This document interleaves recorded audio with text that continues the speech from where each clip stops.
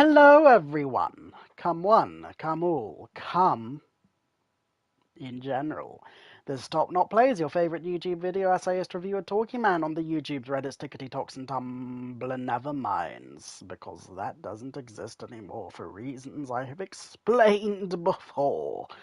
But putting all that aside, at time of recording, if you want to be 8 episodes ahead of all of the Disco Elysium shenanigans happening to me, then go on over to my Patreon, wherein you see my first reactions to a bunch of stuff that happens.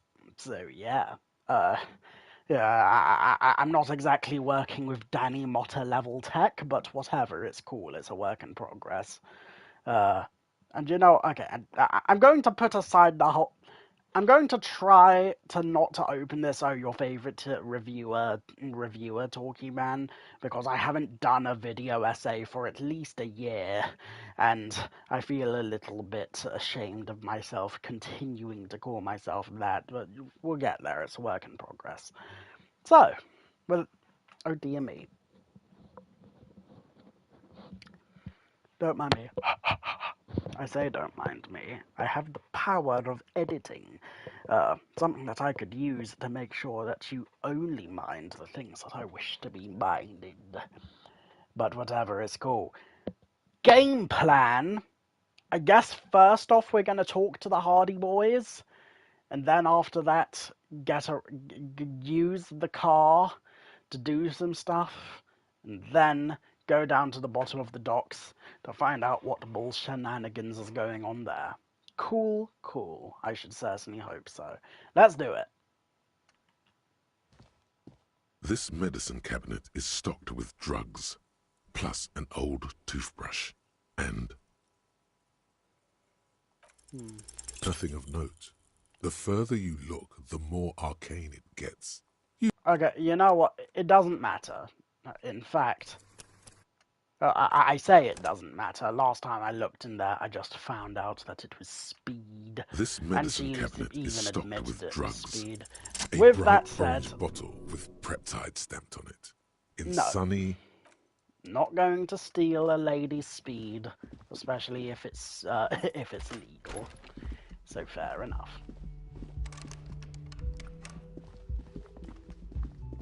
I mean, then again, it might not be because she called us the cool cops, but whatever, it's cool. Yeah, it's her life.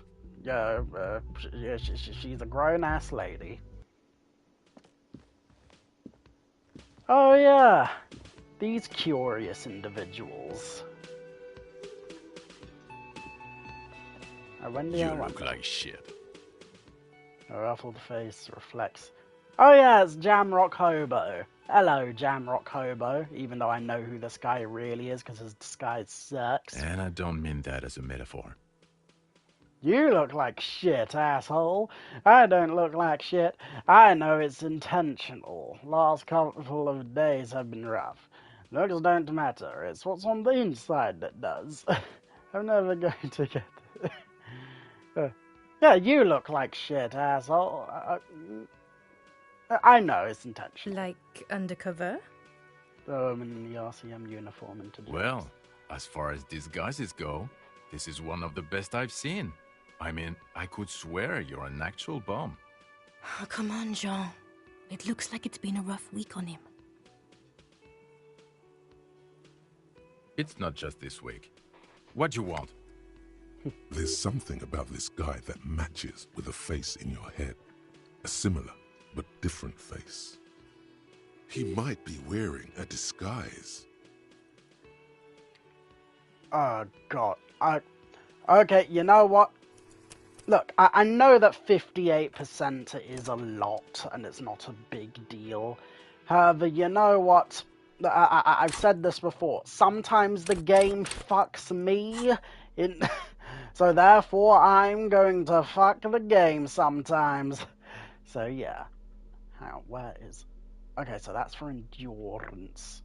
So, I guess we'll go with that. And, Logique. Not en flic. Suggestion. Well, I don't want to risk lowering my suggestion, so... Ah, shame I can't wear that under the jacket. Well, Drama. Yeah, that'll probably be handy in the handy in the bandies. That sounds like a slur. Anyway. Logique manifestation de placer into the visual calculus over modes of indirect taxation over why am I wearing the pants? Yeah, no, fluff the electrochemistry. I'm a psychomoto loca, or whatever he calls himself.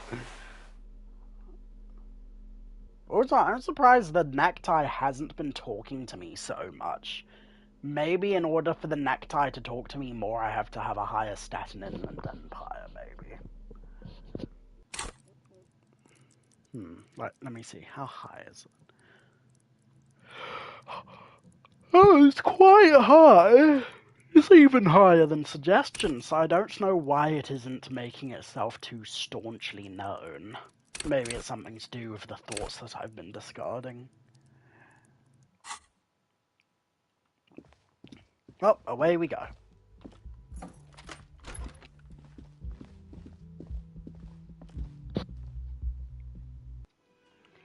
Hey, Jean-Luc. You look like shit, and I don't mean you that look as a like metaphor. puke. Oh, it's intentional. Like undercover? Well, Oh, come it's not just... There's something. He might be wearing a disguise.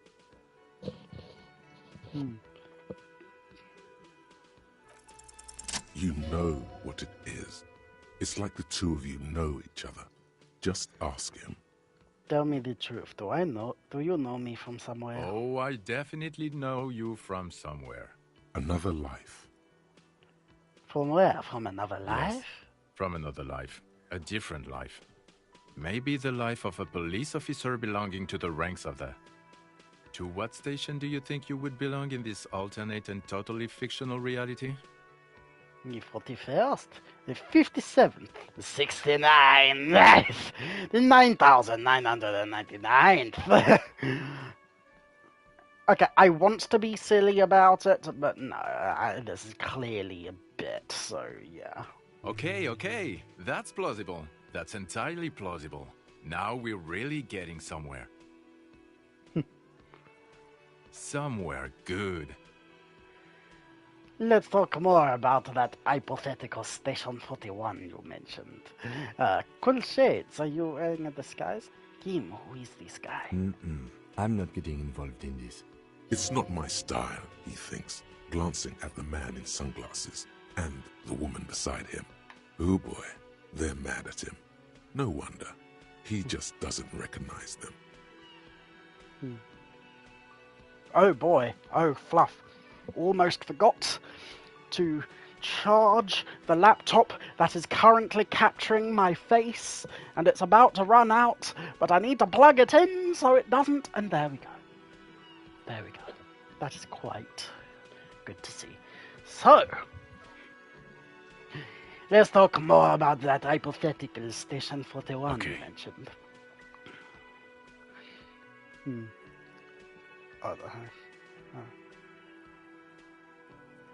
Oh, the hypothetical 4-1. Yeah, let's fantasize about that. He blinks aggressively.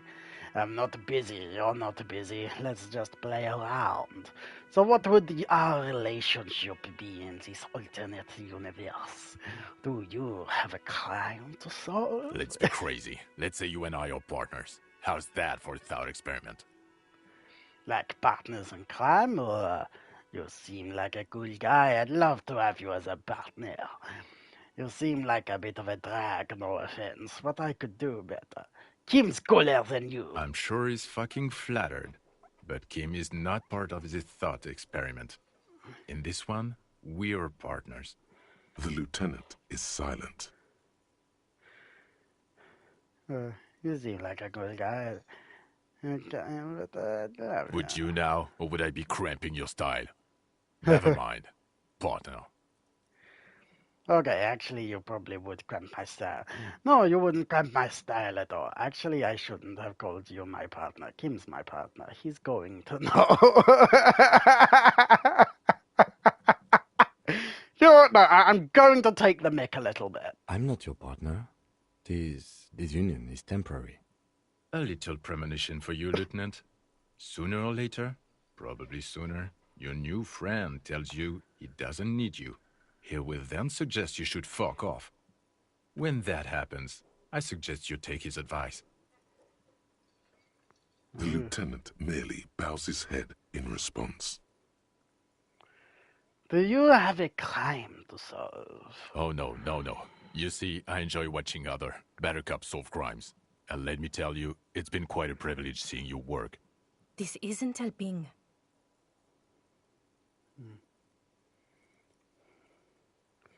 Who else is in our imaginary police station? You're not going to believe this, but police officers. Yes, sir. Solving crimes, locking up bad guys, and get this, and not getting that drink on at 2 o'clock. Just some regular boring motherfuckers in suits and uniforms. Nothing spectacularly extravagant like you, the far-out son of Lang. Okay. This is a strange thought experiment. And I'm not even talking about the clearly wink-noddage approach to this current conversation. This guy has a strange way of speaking. Like, I know he's taking the piss, but he doesn't sound like he's putting... He sounds like he's halfway between putting on a lot of sarcasm and not wanting to be asked about it. So, yeah, that's a whole can of worms, but whatever, it's cool.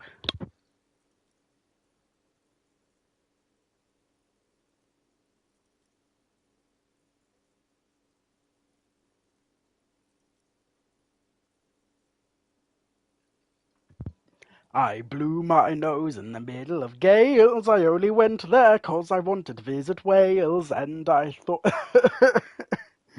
a big fat snot right next to the bakers, and it made them shake, so I had to go to Wafers.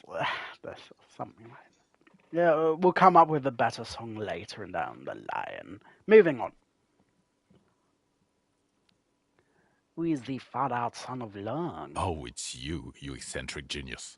I mean, with your unorthodox approach to police work, it has to be you. Want to tell me more about him, or her? Not even a little bit. It's an urban myth about an officer who is so far undercover he can't remember who he is. As I said, just an urban myth. You are not the son of Lang.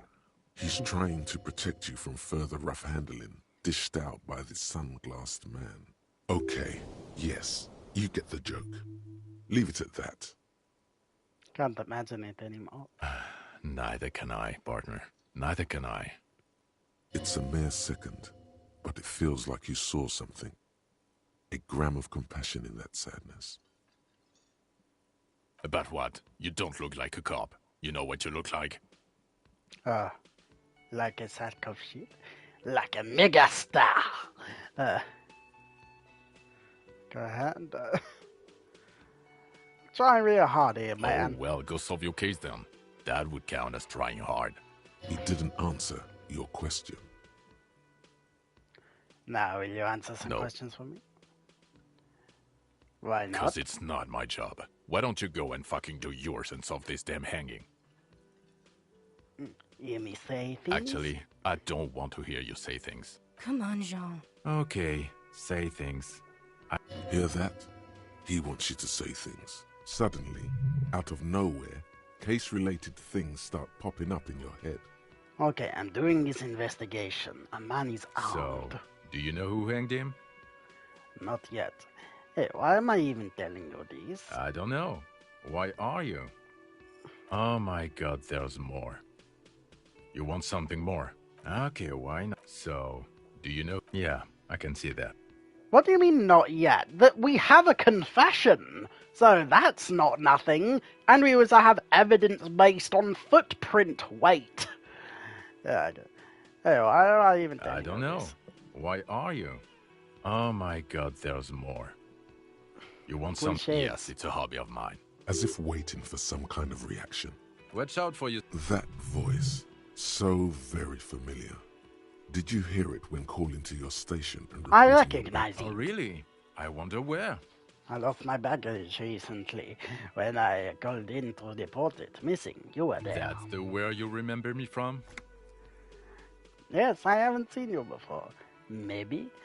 I have a bit of memory trouble. You don't say. Goodbye then. The voice thing was a coincidence. Run along, asshole. Okay, the man with the sunglasses and his hypothetical Station 41. Weird, right? I know, super weird. I guess it was kind of weird, yes. No, this whole interaction is perfectly normal. Yeah, super weird. There's something missing here. Something you can't put our finger on. You know what? Just ask him. I know it sounds crazy, and you'll probably get laughed at. But still. I was thinking the same thing. I should just ask him if we're from the same station. Yes, just cross it off the list. It's probably not true, though. Again? I can't believe this shit. I'm going to say no. Just to see what you'll say to that. What'd you say?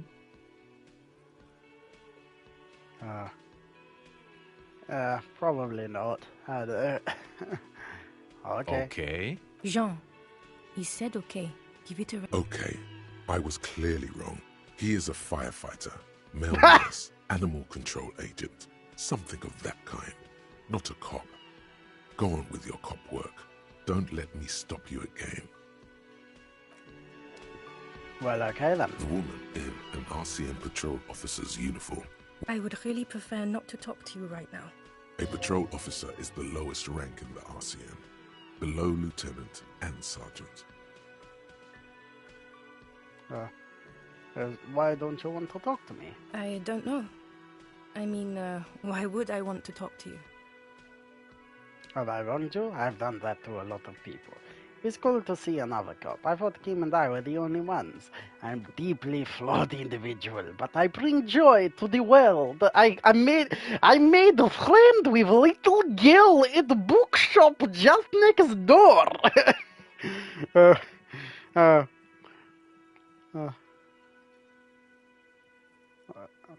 Bring word of the end to No, you haven't wronged me. It's okay. Something changes in her. It's pit. Okay, fine. Let's talk. What does one talk about with a fellow officer? What precinct are you from? Look, something is really bugging me. Are we or are we not from the same police station? Are you with him? Of course I'm with him. Why do you ask? He's an asshole. He seems like a cool guy. You look cute together. Nothing, just wondering.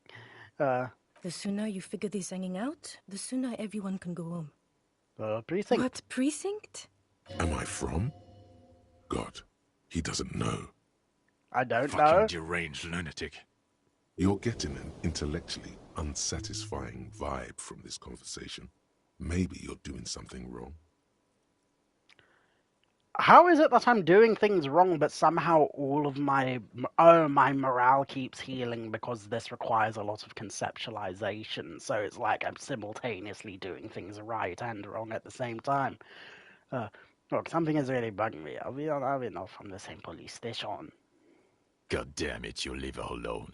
Keep your weird bullshit to yourself and be professional for once, for fuck's sake. But I literally told you that I have the amnesias. Can I actually help you with something?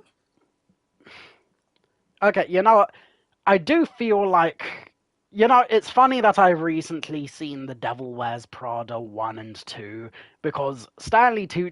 There's a couple scenes where Nigel... The only good British Nigel... the second good British Nigel. Shout out to Kids Next Door fans. Fluffing... Yeah, there's a moment where he's like, where Anne Hathaway lady is talking to him, and he's like, "Oh, do you want her to nurse you back to health and give you a smacked bottom and and a saucer of cream, just for doing your job?" I feel like a lot of my indignance at people being mean to my version of Harry is very much that coded. I get it. Normally, you shouldn't be this indignant about people being a dickhead for you not doing your job.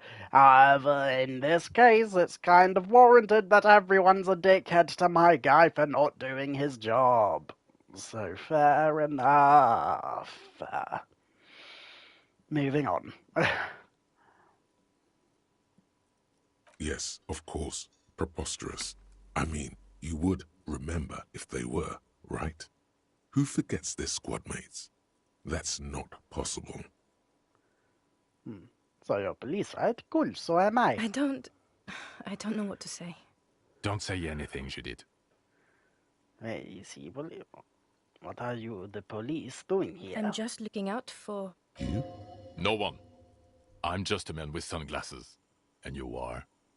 A policewoman. Yes, a policewoman who just wants to do her job. That's all.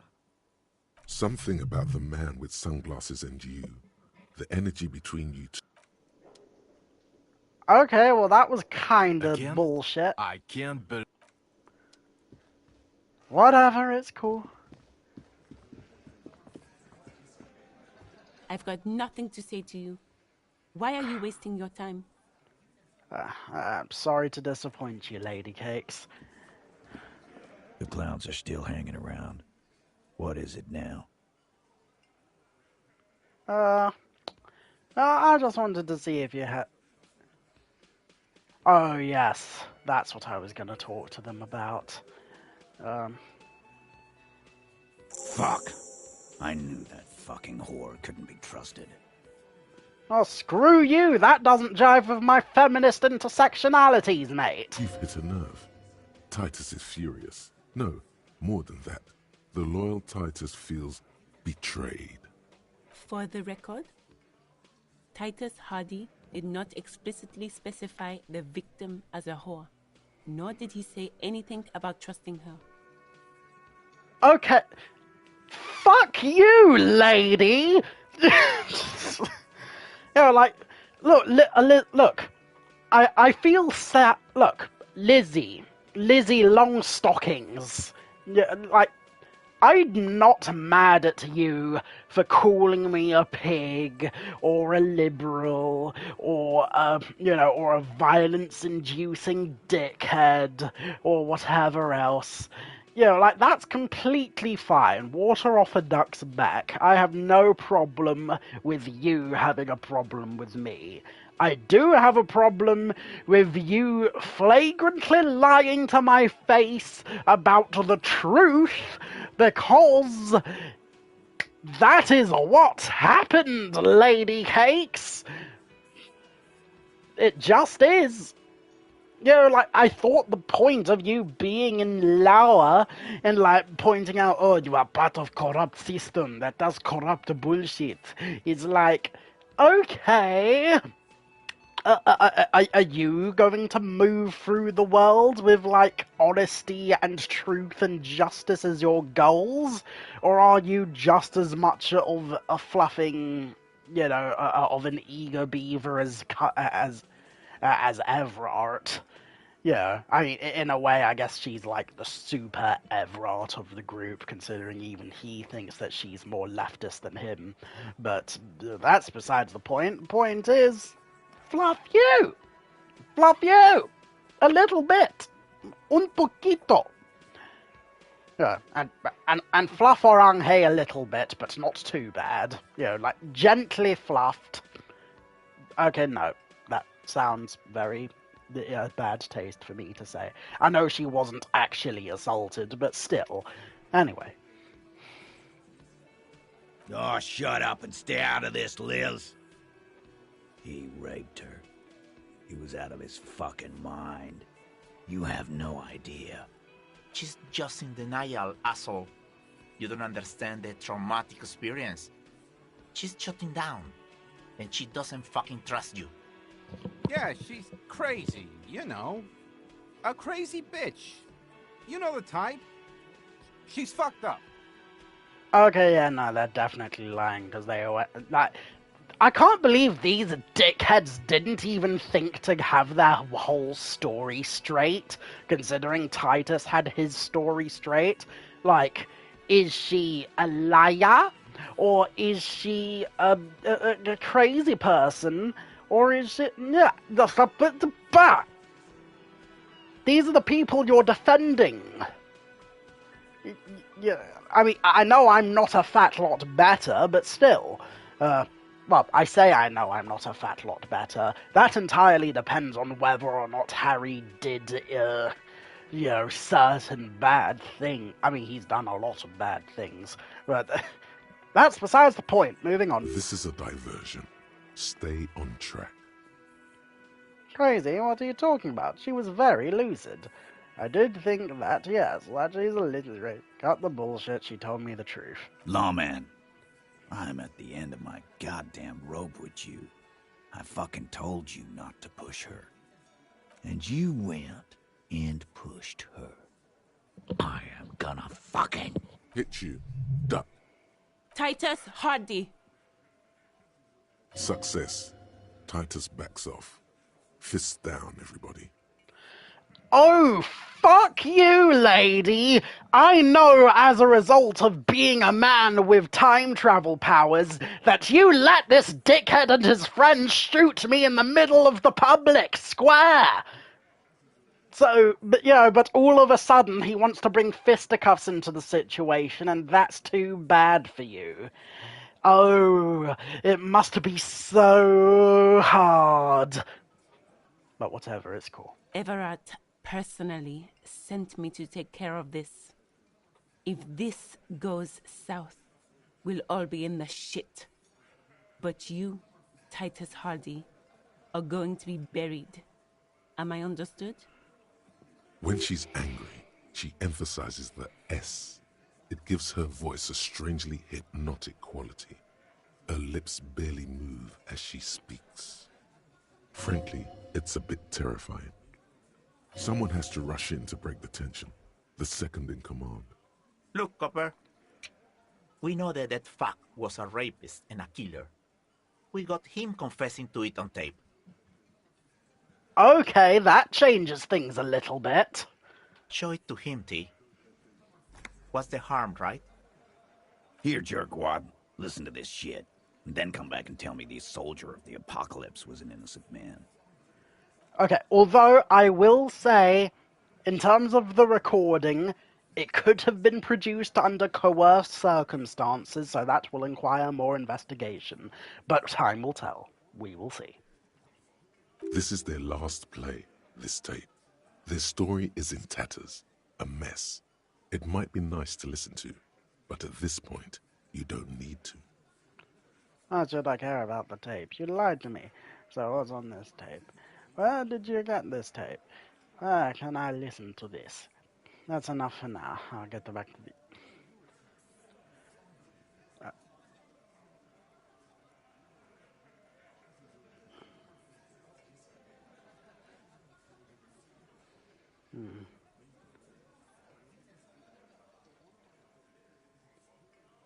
What's on it? We call it the door gunner mega mix.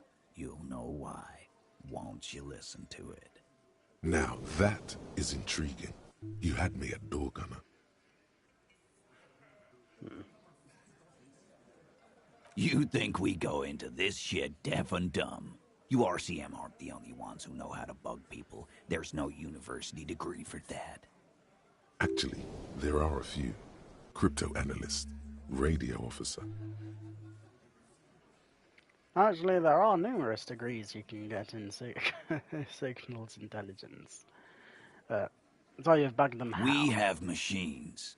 We're in logistics. How do you think a harbor works? It's advanced stuff. Understood? You've listened in on their communications. How long? Since way before their chief started taking swing lessons. Things got nice and quiet after that. It's not advanced. You just hold up in a coop all day, writing down what they say. It gets hot as hell in there. Don't put yourself down, Angus. It's important work. Yeah, man. You're like a radio genius or something. Those notes are some in-depth stuff. Indexes and shit. That's enough for now. Don't forget your tape, lawman. Compliments of Titus Hardy. You do that. Oh, and keep it. Maybe you'll need a reminder of human ugliness someday. Yeah? What about it? You do that. Well, later, losers. Disgusting. Anyway. I've got nothing to say to you. Why are you wasting your time? Really? Well, ooh, hell yeah, I can level up.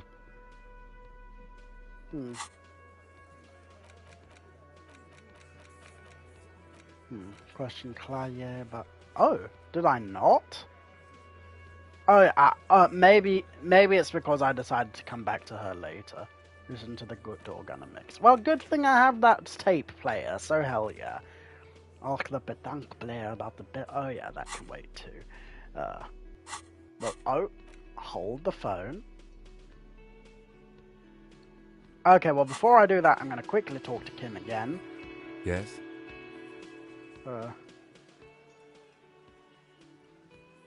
What do you want to know? Now that we've inspected the scene, I want to know more about this pissing competition you mentioned. What's there to say? It's just stupidity. What kind of stupidity? The cop kind. Our precincts can't decide if Martinez is part of Jamrock or the Industrial Harbor. Yours or mine, as if we somehow own parts of the city. Typical street gang mentality. So we've let the Union make a mockery of law enforcement here. And now it's come to its natural conclusion. Ah, so this is a struggle over who runs Martinez. Well, sort of. It's less a matter of who gets to police Martinez than who has to. It's an orphan district, in other words. I think the dispatch desk just told both our stations about the hanging. There was quite the brouhaha at the 57th, I can tell you that. Time to settle it, they said. Cop off. But I assure you, I am not their finest or toughest, with 102 cases solved. What I am is least interested in a pissing competition. So he volunteered to represent the 57th, but not out of competitiveness. On the contrary.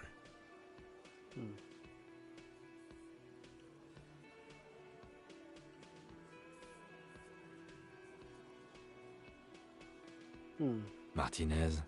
Nothing. It's just a puddle at the end of some drain pipe. No one cares about this place. They care about sports. Most of our colleagues don't even know how to get here. North of the interchange doesn't exist.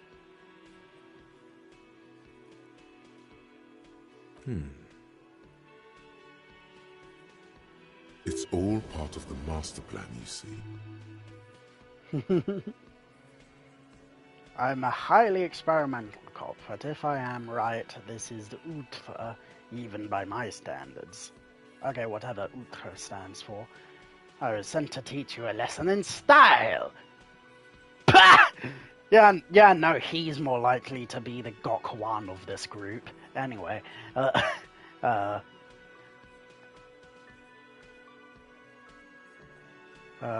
can only be one conclusion. I'm the finest case-solving machine sent to outperform you in every way imaginable. I'm an augury and apocalyptic omens advisor. I probably have an unbelievable kill count. I'm gonna leave why I was sent unspecified.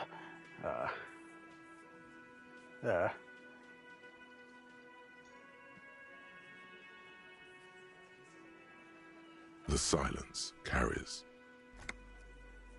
So you volunteered to... I'm not sure what this means. Yes. I'm an unrepentant spoil sport. Good for you, little dude. Yes, it's a wholly pointless matter. Forget I ever mentioned it. He's actually glad it's addressed now.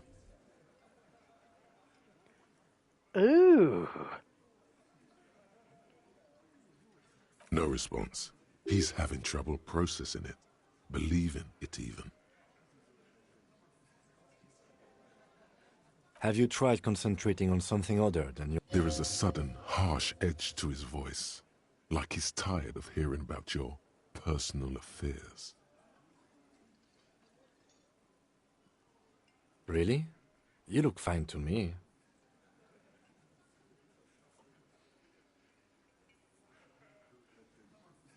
This psychodrama is unbecoming of an officer. Clearly, he prefers to think you're malingering. He cannot fathom that anyone could drink so much as to retroactively erase their entire life. I mean, I think it's strange that he is being so dismissive of me telling him I have amnesia. Consider it. I mean, not gonna lie. Have I, in the last 3 days of us interacting, have I given this man any indication that I don't understand? What, have I given him any indication that I am deeply competent? Actually, no, that's a lie. I have been quite competent in some ways, but not in others, so fair enough. Okay then. Focus on other people's troubles, not your own. That is a relief. A moment passes.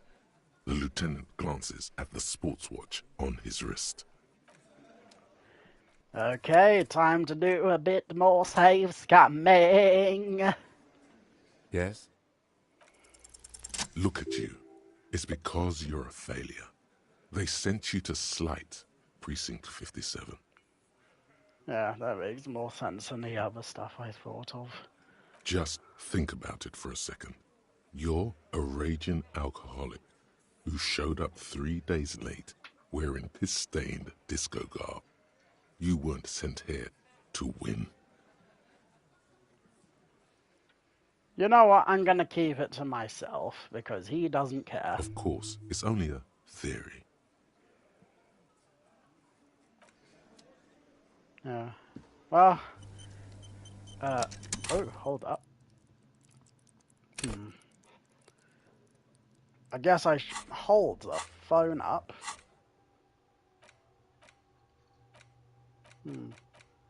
Some kind of superstar.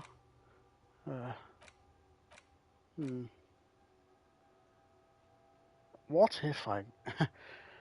First, if you have a side bitch ideology cooking somewhere, don't sweat it. Fighting indirect taxation for the Gossamer state is compatible with all creeds. It's cool like that. You're a cool anarchist now, unless you don't want to be an anarchist. Whatever.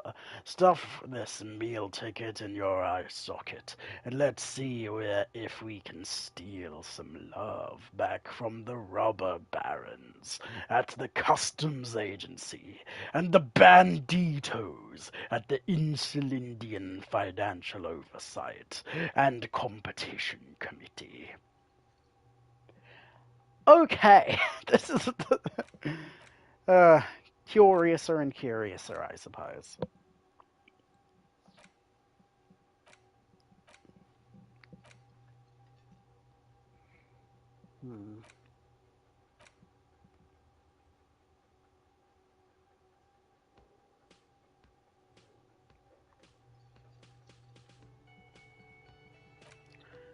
Okay, well, never mind that. Now, what else do I want to give myself?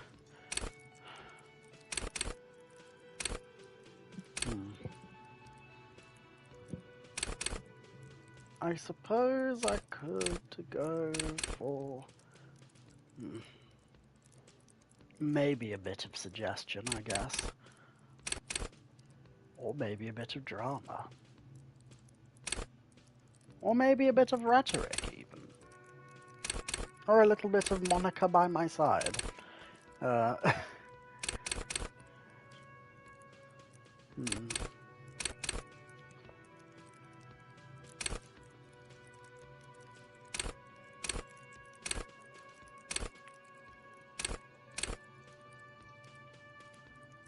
Maybe I should have higher visual calculus. Why on earth not?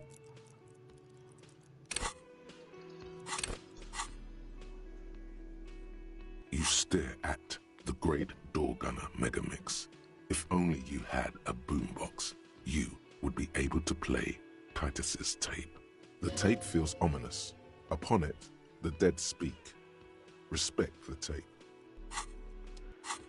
Okay, so I guess we'll have to play this in my room. Kim, to the bathroom!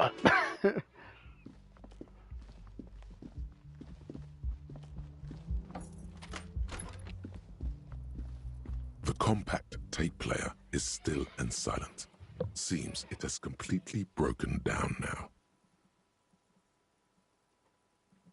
Ooh, new Ruger Ragged. Ooh, would the Matrix's Agent Smith survive Cortana from Halo? That's gonna be interesting. But yeah, anyway. There's no fixing this one. This would have been very helpful with the Megamix, but it isn't anymore. Any My ideas? kinema only comes with radio. Let's try to find a new tape player. Perhaps we should talk to Roy at the pawn shop. He has stuff.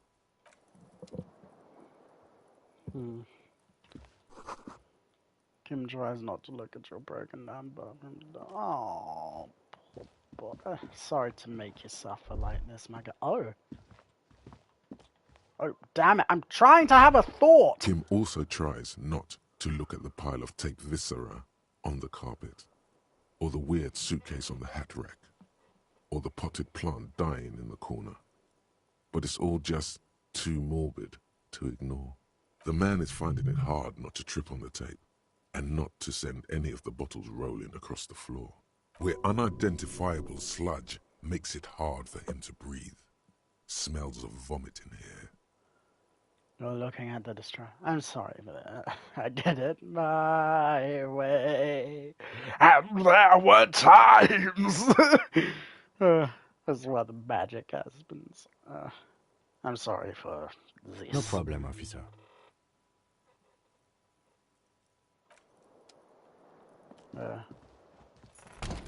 Oh, god damn it. No, I'm not trying to do a shared bedroom situation just yet.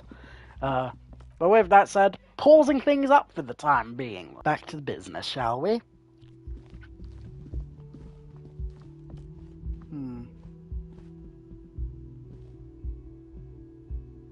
I guess...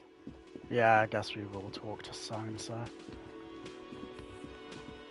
Oh, hold the phone up. Behind the dockworkers, a ceiling-height window. The hawthorn branches scrape the glass like bony fingers. Okay, I'm coming back here another time once I've increased my perception. Where is perception? Oh, there is perception. Silly me, why did I put my last thing in visual calculus? Whatever is cool.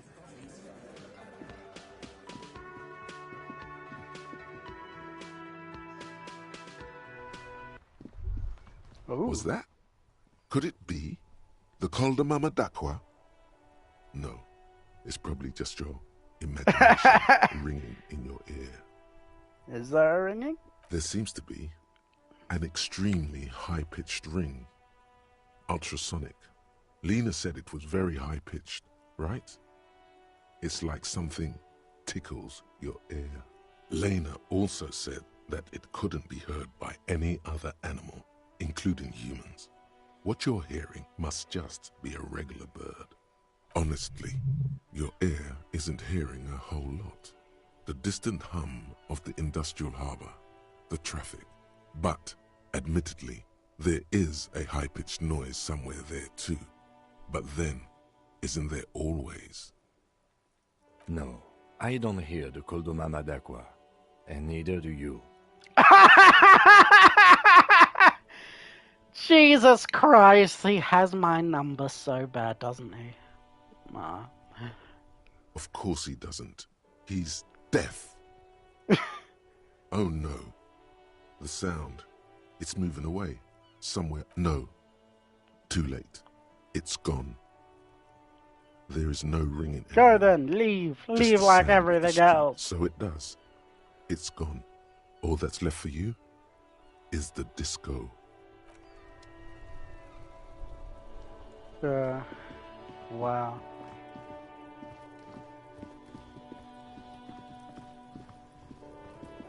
Ah, have I not already looked at this?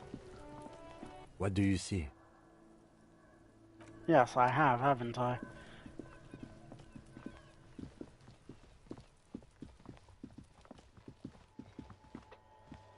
Actually, okay, I will have a quick chin wag with the Kunos, just in case. Kuno's like Kuno's dad? Kuno doesn't give a fuck about anything. What was that about running you an errand and illegal narcotics, Kuno Kuno? gets it from his dad. Kuno and his dad are major suppliers. That's where Kuno gets his lightning on. Problem is, Kuno and his dad had a little falling out. Now junkies clawing at Kuno's door. Streets going mad. Kuno's got to throw his dirty popo man at it. That's very interesting, but... Dirty okay, popo okay. man is you. In there is Kuno's violent dad on steroids. Kuno's dad does steroids and speed. If you can take him, you can have half of the speed. Kuno's dad is a fucking monster. He's the most violent man in Revachol. He doesn't give a shit about a single thing. He drinks too. Are you sure you can take on the most violent man in Revachol? In your condition? Okay, Kuno's listening.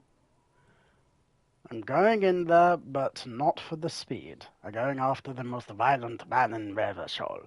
I'm going in there for justice. I'm a narc, Kuno. I'm going to confiscate that crap. I just go...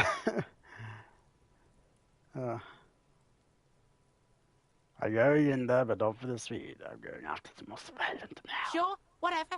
If you survive, make sure to bring that shit back to Kuno. Kuno's almost out. You wouldn't just get in the apartment building. Kuno knows you already fucked your way in. Kuno knows everything. Go to room 12, first floor, and kick down the door. Police violence style. That's it. Next time Kuno sees you, you better have his shit. What the hell are you signing us up for here? I'm going to kill Kuno's dad. I'm a bad addict cop, and I'm going to get my... Oh, goodness. Come on, Kim. Obviously, I'm not going to take it. We need to get drugs away from a minor. Okay, then. Yeah. Kuno doesn't fucking care. Whatever you say, dude. Okay, we're going... Okay, why can't I move? Ah, there we go. There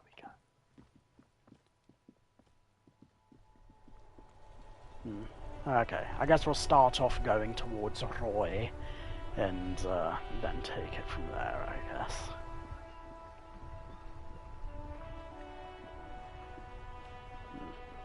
Trying to split a kilo to find the Colda Baba Dakwa.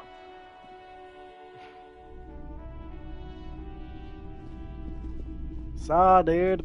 Top of the morning to you. How may I be of service? Atay, we have boom boxes for sale that will play it. Check the shelves.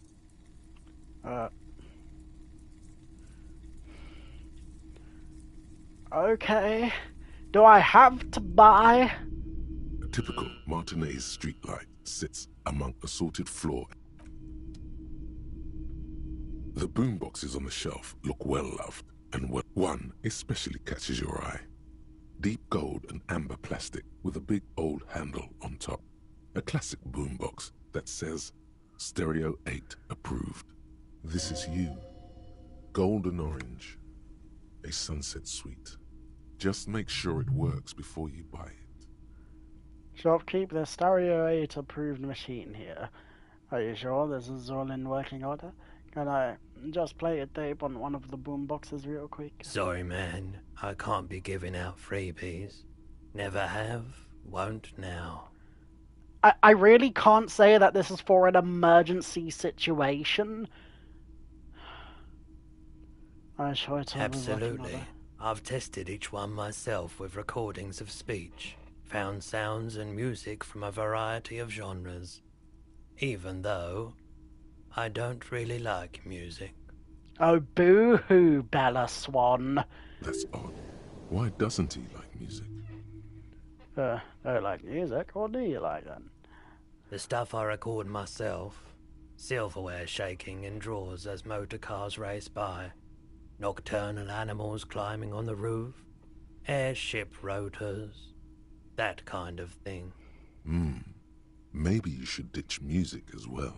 Get into these more experimental sounds he's describing. No thanks, I like my music. Is the Harman Welsh W2.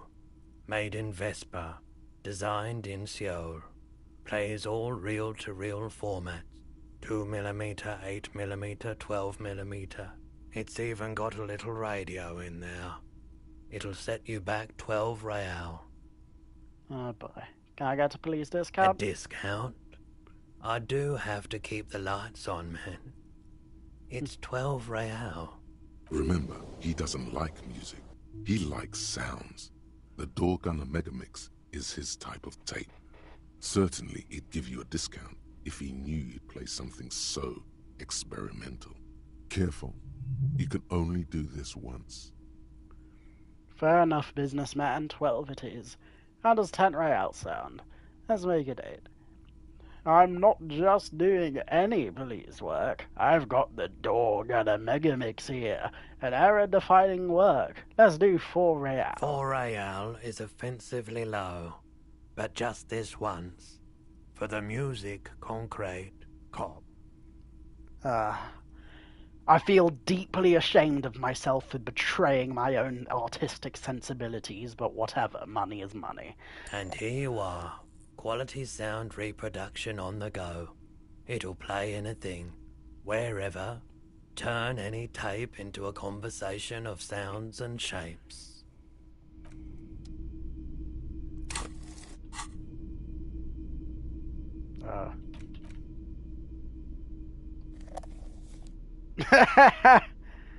Oh boy. Okay, here we go. The porter reel is just what you needed. The reels attach to the apparatus with a satisfying click. The tape is routed behind the magnetic reader. You push command set, and the tape starts spinning. Violent static and machine sounds fill the air. This isn't Revachol. This is a fucking village. I can almost see the elephants. The harbor. That's the sound of a Kvalson crane. When this shit is done, I'm gonna tear that place up. Soldier of the Apocalypse style. Kill shit. Dogs and chickens too. Gonna run a room, Cordy. A real nice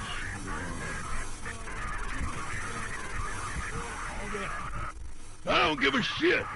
I'm fucking done. I'm done mentally. Is one of these me? I'll fucking do them all in. Rape that disco cunt on the counter. You know, the dance a whore upstairs. Do it Kohoi style. Oh god. Never did get that taste out of my mouth. The lieutenant presses the button marked Arrête on your porter reel.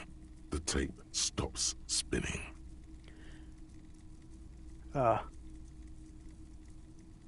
End of recording. What do It you seemed think? authentic enough. Probably recorded off the shortwave, then edited to seem more incriminating. He sounded like he was on patrol around the harbor walls. Also sounded inebriated. But he did say he's going to do it. You can't edit words into someone's mouth. I think he sounded alright, just... Oh god, no.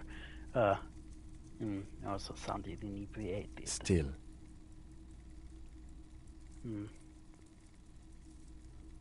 There's more going on here than we know. Who is this Cordy? One of the other mercenaries, I think. The one he was talking to. A friend of his. Kohoi? A village on the Samaran Isola, in South Safre. Grad committed war crimes there, the kind of thing he talks about. Do you think he was Who there? knows? Maybe the tattoos would have an answer. Or maybe Kohoi is just merc talk for atrocity, slaughter. A symbol of soldier of the apocalypse style conduct in a civil environment. What now? I think we've got a few more questions for class here, don't you? This seems to contradict her testimony, at least to some degree. As you take out the tape, the boombox tunes itself back to the cheery radio again, spewing out beats like it's a Friday night. The contrast feels chilly, inappropriate even. Yeah, like, I will say it's not necessarily a contradiction because, like, in the tape, the way he makes it sounds, it's as if he hasn't done it with Classier, or that, yeah, either he hasn't done it with her, or he did do it with her consensually once and was just fantasizing about going at her again because he couldn't, because he's losing control of his inhibitions, or what have you. So it's either that, or, well, I mean, if it was lightly edited, I mean, I guess it's hard to say. I mean, either way, not to sound like I'm defending the Hanged Man here, you know, he's, either way, no matter what order of things happened in, still a damn bad guy. Oh.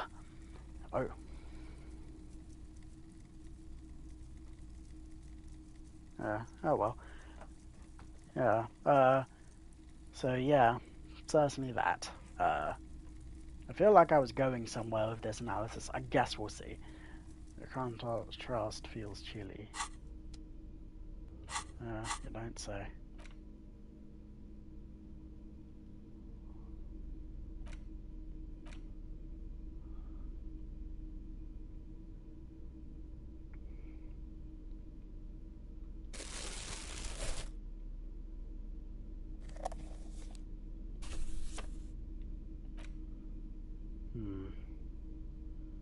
Okay, well, if I'm going to be talking to her again, then I should probably readjust my chaqueta.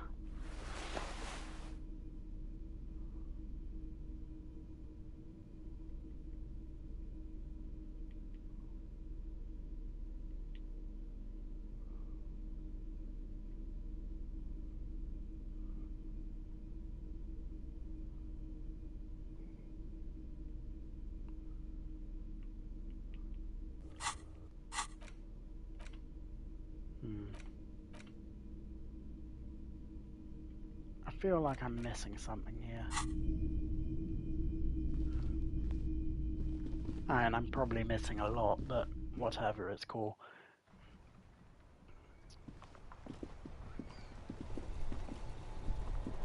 You know what, I think I'll go down the Clown Road first.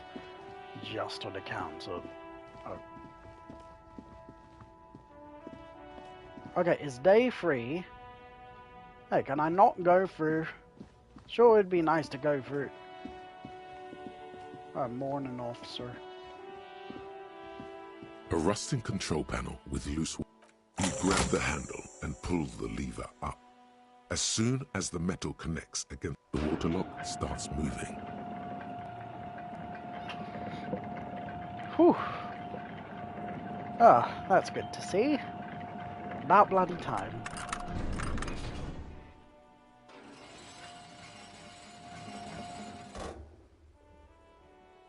Okay, if we ever need to get to the coast, then this is the way. But please, contain your wanderlust for now. I don't want us to get sidetracked, not with everything that's going on. Focus on one thing. Achieve it, then the next, he thinks. That's the task chain. Yeah, and I can always punt in Kuno's dad, you know, later in the evening. Ah, hell yeah, money!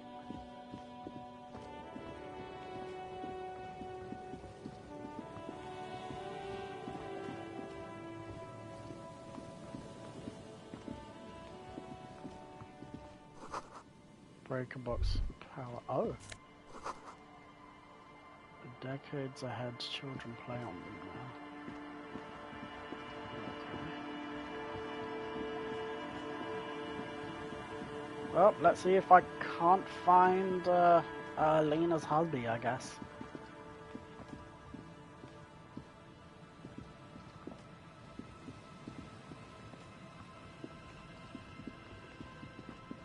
Hello, hello? This is the policia in the area with malaria.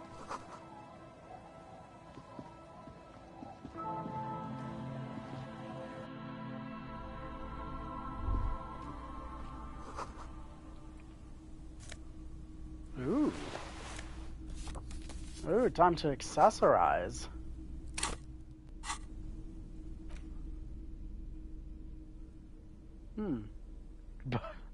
Is this a hat? Oh! Oh, that's adorable and very handy for me specifically. You're sure that wearing this tie is a statement? You're not sure what kind of statement. Oh, you're sure this is a statement, you're not sure. Okay, fair enough. Yeah, you know what, Inland Empire? Like, what have you done for me lately? Yeah, yeah, so fair enough.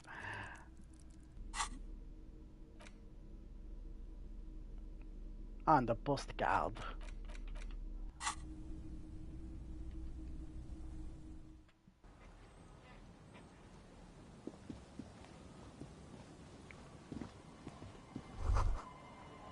Great news. The boat is big enough for a grown man like you to fit underneath it in a supine position. Wait, what would I be doing under there? I don't know. Sleeping? What do people do under boats? This is merely a measurement from your visual cortex. Do with it what you want. Huh? That's great news. I found somewhere to sleep. Under this boat, here. It'll be free. I can pretty much finish the case from under that boat there. It's dry, weatherproof, and free. I'm gonna live under a boat now. Self-pity is not what we need at this moment, officer.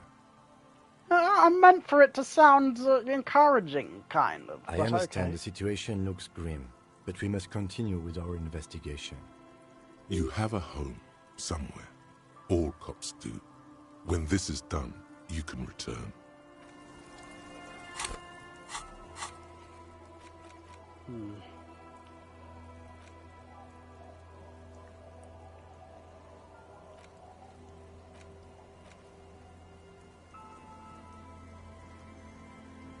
I guess I could use the XP from the tank player too on the way back, but we'll get there eventually. It's a work in progress. Footprints in the snow. Riding away from the accident, seems Aurora was either very confused or drunk out of his mind. Oh! Banged up car canister. No, not half bad if I do say so myself. The dented stainless steel canister for transporting and storing heavy fuel oil. That means I can paint the town red! So hell yeah. The logo on its side has been partially stripped over years of use. The government issued red-dyed fuel oil inside looks like paint, though it smells much, much worse. Fair enough.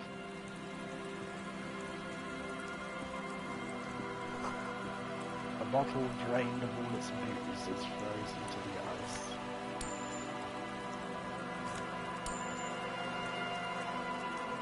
Oh boy.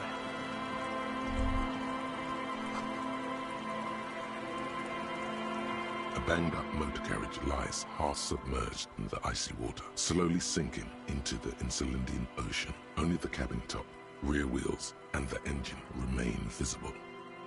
It must be cold and lonely down there, in the icy water. The seawater has already started to corrode the metalworks.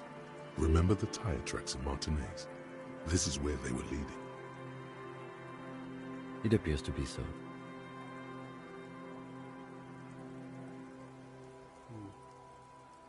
I agree. We should definitely investigate. You get a sudden, sinking feeling. Stomach acid comes up as you look at the motor carriage in the deep, dark, cold water. The motor carriage is properly stuck in the ice. Getting it out would require a team of specialists. A single day in the salty seawater would ruin most vehicles, but this one looks worn even in places the salt water hasn't touched it. The logo is too deep in the murky water. You can't make it out, but you do see a monkfish float by.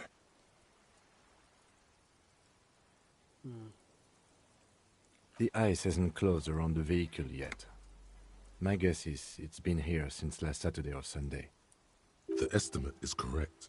The incident probably occurred on Sunday evening. Let's wait for the low tide and see what's inside. Great idea. Then we can get the things inside. The joyrider must have left something good inside. Guns, papers, maybe a cool jacket. A joyrider jacket. A joyrider jacket. You feel a strange connection to this joyrider. Maybe he's from some kind of joyriders district and likes blue and white racing livery, like a cop would. I don't know. An hour or two, tops? Ah, okay then.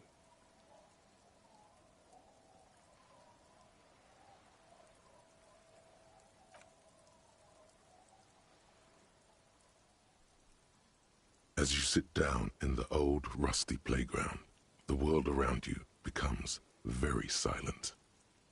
The hinges creak under your weight, dangerously so. Nothing but the sound of seagulls high above in the sky, echoing like distant laughter. Ice cracks around the blue motor carriage in the sea.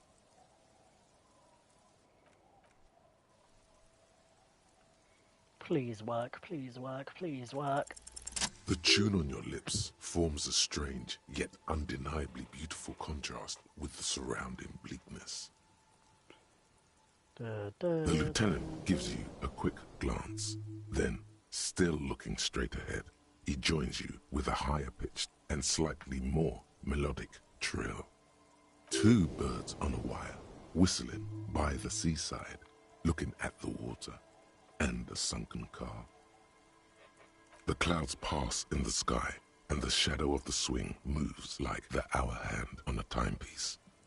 30 minutes have passed. Looks like this might take a while. Time to present a good topic for discussion. So, oh god, okay, but look, there's nothing wrong with asking someone where they're from sometimes, but not like that. But I sure is. Would you rather sit on an anthill for an hour or stand in a river of leeches? Well, historically, leeches have been used to prevent and even cure many ailments. Okay, he's thinking. I can do this. Let's do this. Who'd want to sit on an anthill? There are no therapeutic benefits to... Well, napalm ants, for example, are used in some rites of passage rituals. Clouds on the horizon grow darker, and the shadow of the swing set keeps climbing. You hear the distant rumble of the city. 30 minutes pass.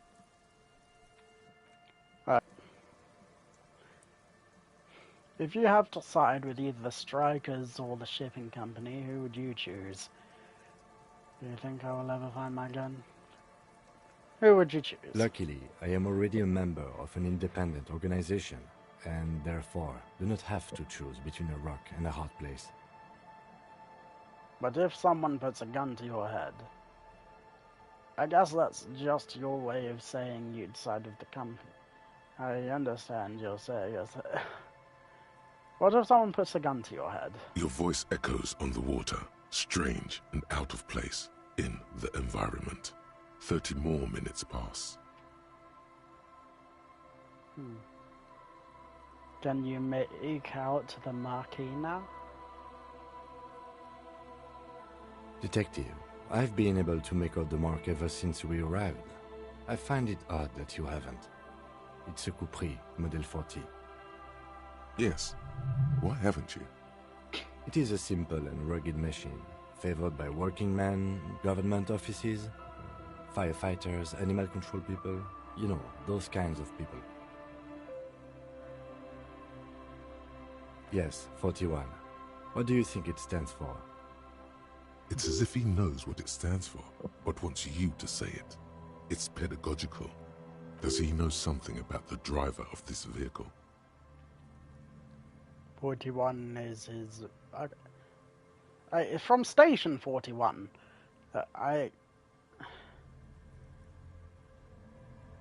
District something? A precinct? Something municipal?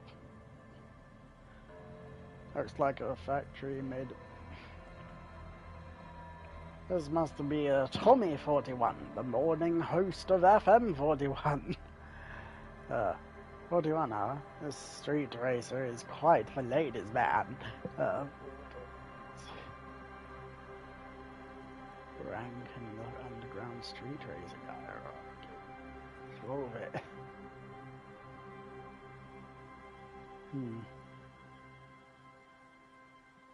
Oh god,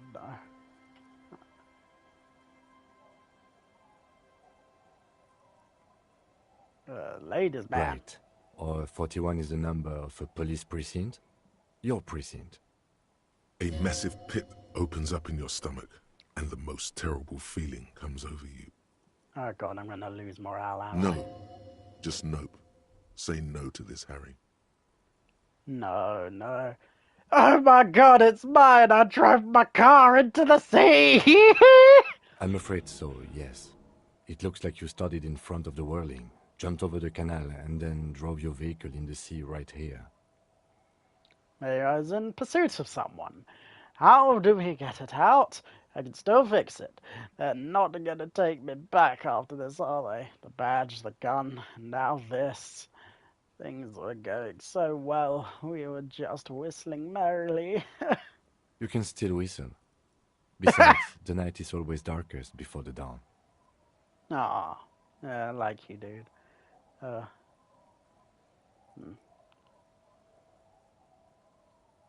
People are more valuable than machines. Training a police officer is even more costly. Detective, we don't. A rescue operation really isn't viable at this point. It's sunken too deep. There is no access ramp to the coast. Okay, let's see what we got to work with.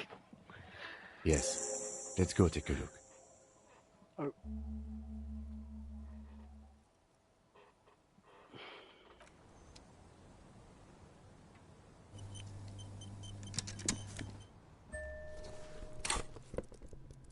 Ooh, more level upage! And you know what that means? Hell yeah.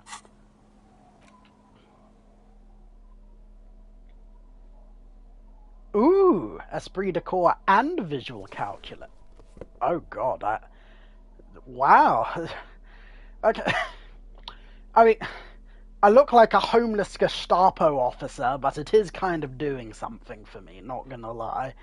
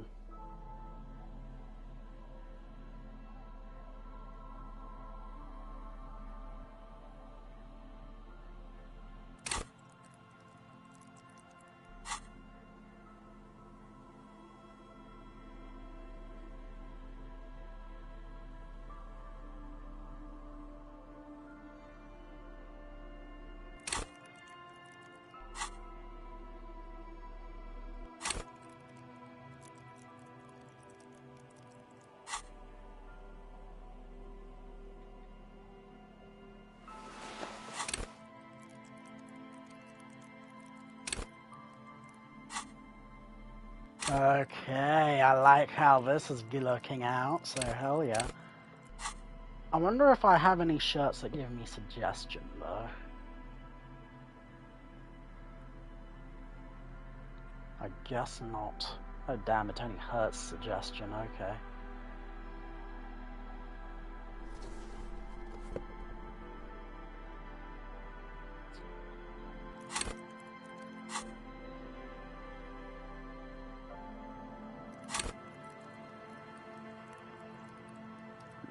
Well, I guess this is a pretty well-rounded fit, all things considered. Only thing I'm not super fussed about is the uppage and esprit de corps, but at least it tops things in other ways, so hell yeah.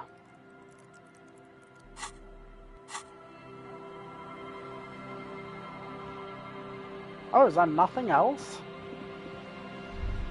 Oh. This is it. The scene of the party. The fire pit. Cigarettes and empty bottles all evidence it. Not as such. I'm talking about what came after the party scene. Looks like they were here a while, judging from all the bottles. The sunken motor carriage provided them a focal point, like a goose ice sculpture or a chocolate fountain. Looks like it.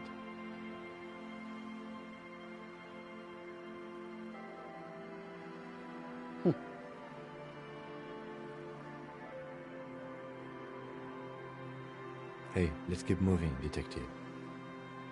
Somehow, he doesn't want to dwell on it. Fair enough, my guy.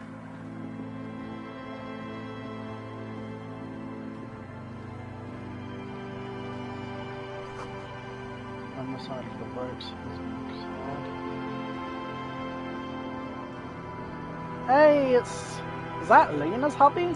Oh no, that's a lady. Unless Lena does swing that way, in which case, fair enough.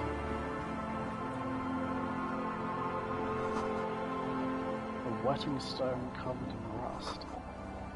White curtains drawn shut, not looking.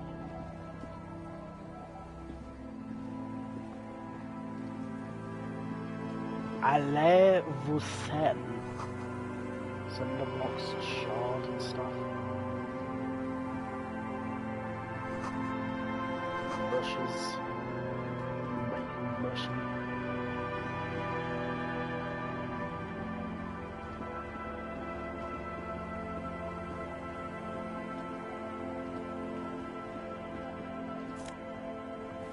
Ooh. +1 to Kingdom of Conscience Moralist pants. Oh, wow. +1 to what? I'm not sure, but okay then. Do I have the Kingdom of I guess for whatever reason I chose not to internalize that. Well, okay then. You see dust-covered linens, dried tulips in bed.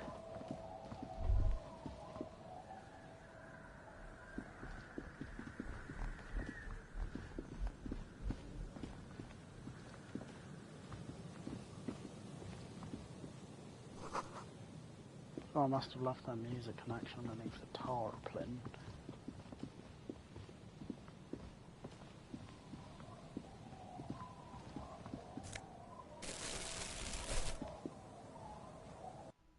Hang on, have I been in here? Yes, I have.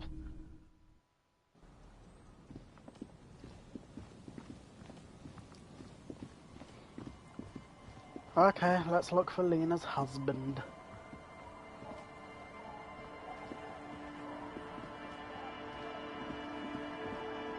Okay, I guess I can't talk to them yet on account of being on the wrong side of the tracks, but whatever, it's cool.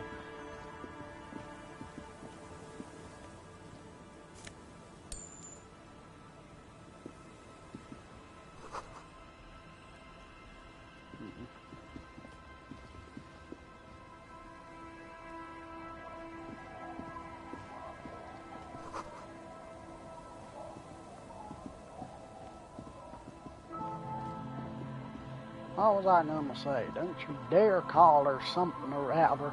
I'm going to find out. Good to see you, friend. Do I have deals set up for you, buddy boy? He looks like Nigel Thornberry, Jesus Christ. Does he actually know you? Or is he just shopkeep friendly? Good to see you too, friend. So what do you want? I got smokes. They're cheap. Very cheap. I got Pilsner. Great deal. You won't get a better deal on that piss. Spirits I can let go for 300 real. I also have speed. And by speed, I mean amphetamine. Is this Kuno's dad?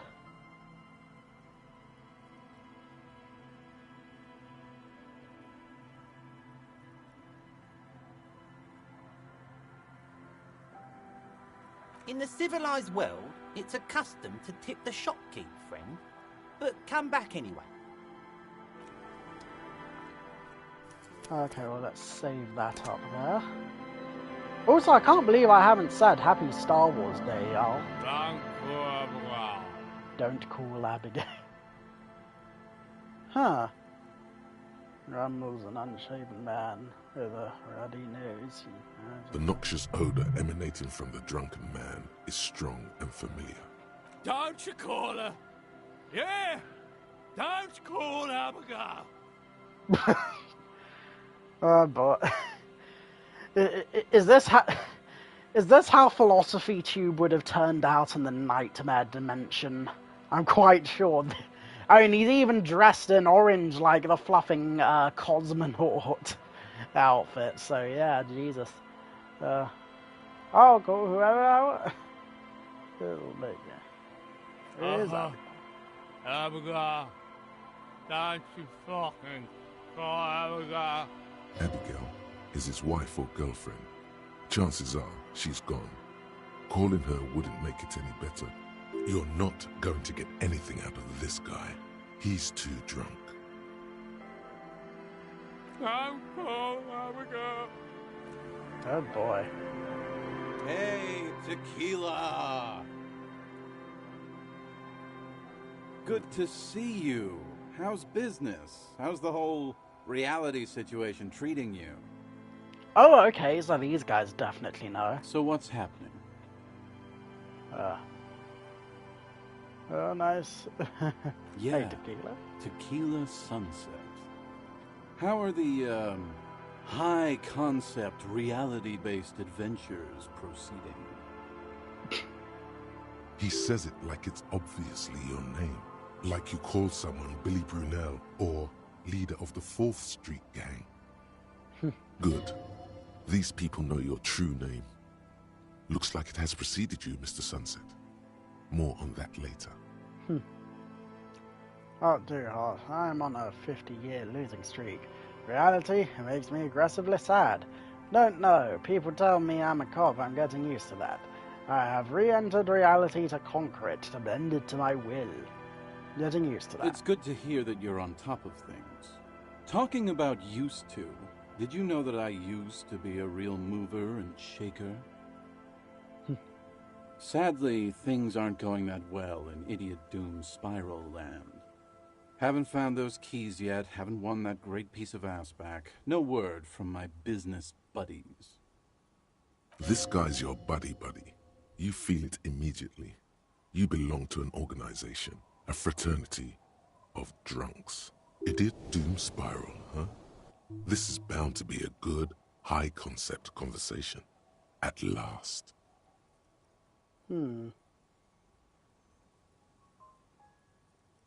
What's it about? I'll let my hand address the situation. Maybe you've heard. I used to be a very successful businessman. I've signed more than a few lease forms or whatever the fuck they were. Anyone's got a pen? The pro's gonna do it. No, unfortunately. I got a freebie when I purchased a whole carton of cigarettes. Smoke cigarettes, get a free pen. Deals don't come any sweeter. The writing under the Tiny Crown logo reads, Royal Extra. Thanks, Rosie.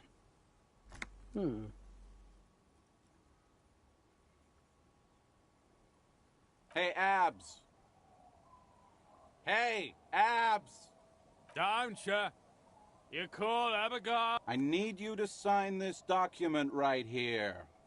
It's important. Don't call her. I have a strong feeling that I've done something deeply stupid. But you know what? That's how I roll sometimes. Don't call Abigail. Great job, Abs. Nailed it. You've done a great service to the village, to Elysium and to Revachol. Hey, guys. We're heroes. About fucking time, man. I've done my duty. Don't call Abigail. Thank you for your services, gentlemen. Should we go and mail these? I think I saw a mailbox on the plaza. Oh boy. Well, I'm probably doing a bad thing, but doing nothing would still also be bad as well. You take the legal documents. RCM badge. Oh! Ah, hell yeah! A police badge on which you see the photo of a man. You. Some seaweed is stuck to the back. At least something good came out of all this. Yeah! Encased between two durable plastic sheets is a bluish card with lines of information and a watermark in the shape of the street grid of Revachol West. You see a photo, a name, a rank, a document number, the date of issue, and, in the lower right corner, your precinct. The man keeps winking at you with his green-grey eyes. The photo is old, no doubt about that. But the badge is new. You used an old photo for a new badge. Okay, sorry to have to cut things out again. Good choice. A newer photo would look different. 8, maybe 10 years. The guy in the picture is rather good looking. He's got a nice haircut and is distinctly lacking in massive sideburns. What do you think? His face is already contorted by the expression, although it looks less grotesque on him than it does on you now. The badge in your hand shines as you rotate it, catching light. You see lines of information on it, and a shining watermark. Harrier. That's long for Harry. So you are Harry. Evrard was half right. Probably not a lot of people know your full name. Whoever told him you're Harry Dubois didn't. Wait, what kind of name is Harrier? And I don't want to be Harrier Dubois. Harrier Dubois it is then. Pleased to make your acquaintance, Harrier Dubois. He's not going to call you Harrier. He'll keep calling you officer when he's angry with you, and detective when he's not. The badge in your hands shines as you rotate it. Catch. Lieutenant W. Freighter. The lieutenant is a rank above sergeant and below captain. It's the highest rank in the RCM that still does field work. I am a lieutenant. The title of Freighter is added to your rank when you decline a promotion to a higher rank. In your case, captain. You have declined twice, thus you're double Freighter. Ooh. There are many reasons one would do this. The rank above you in your precinct's decomptage might be taken, or sometimes promoted officers do not want to replace their superiors out of respect. And sometimes they just prefer the type of police work available to their current rank, in your case, lieutenant. Heavy-duty case-solving machine. I thought my rank was... Decomptage is the hierarchical system employed by the Revachol Citizens Militia. It means counting down to twos. The lowest rank is junior officer, usually teenagers. Then there are the patrol officers, then sergeants, lieutenants, and then a captain. That's basically it, except for a few kinks. Kinks like satellite officers and the additional freighter rank I already explained. The long and short of it is, you're his superior. Wait, satellite officers? You've been putting up with all my bullshit because I'm your superior? So you've been putting up with me because we're of the same... Oh.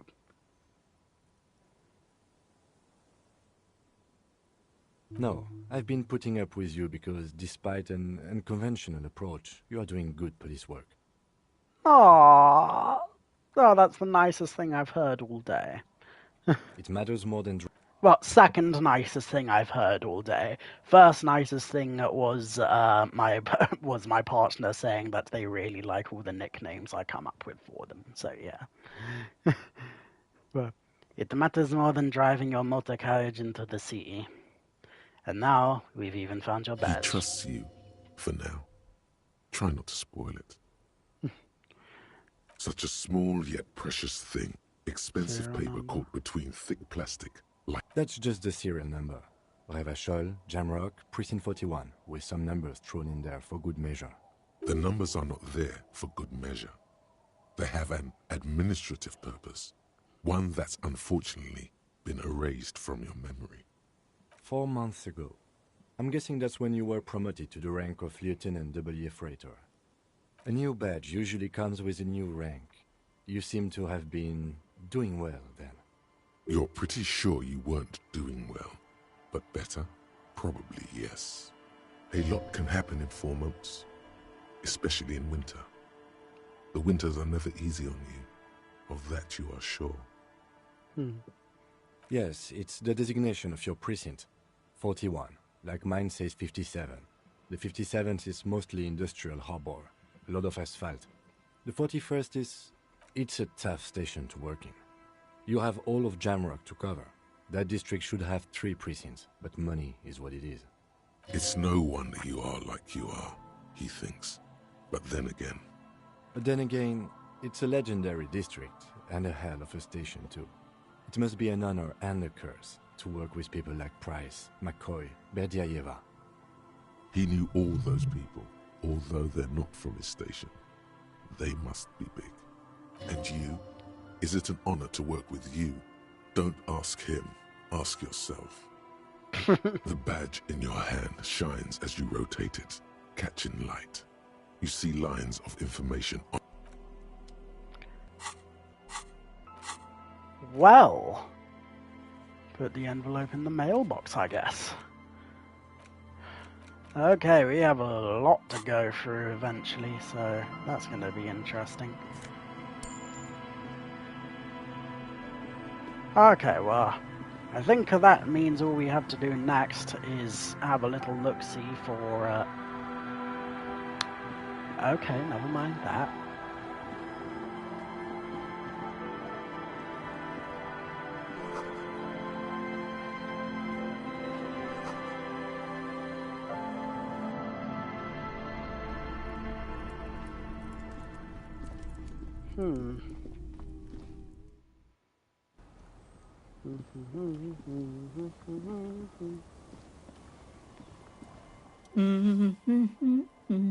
Welcome to the fishing village.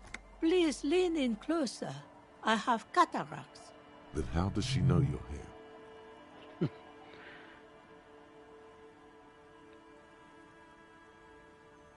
here? Oh, welcome, police officer. We don't cause any trouble around here. And we don't want any trouble either. We are not here to cause any trouble, madame. What he said, we're cops. We don't cause trouble, we take care of trouble. We're cops, we're hellraisers. Click, click, bang, bang.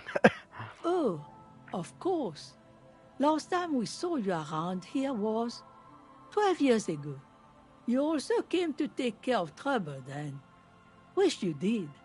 But still, in Martinez, you're considered an ill omen.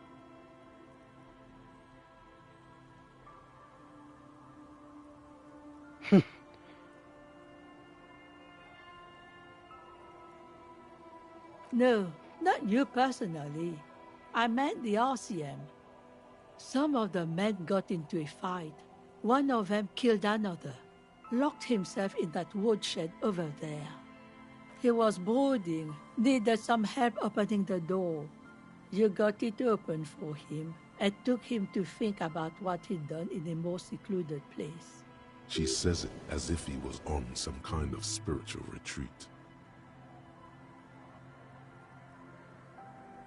Maybe they are afraid, because you're an ill omen. But you're still welcome here, as long as men with guns aren't chasing you. And maybe even then, because that's the kind of fishing village we've built. You don't say, Lady I'm Cakes. sorry there's not a lot of room to park the motor carriage, and not a lot of houses, or a lot of people. My kids are long gone, searching for treasure. So are others. Ah, look at me ramble on. What brings you to us?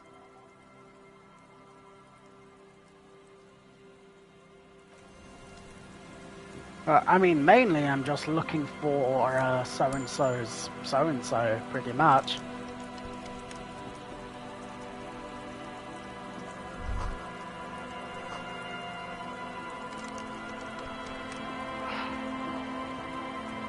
Well, maybe this lady knows something?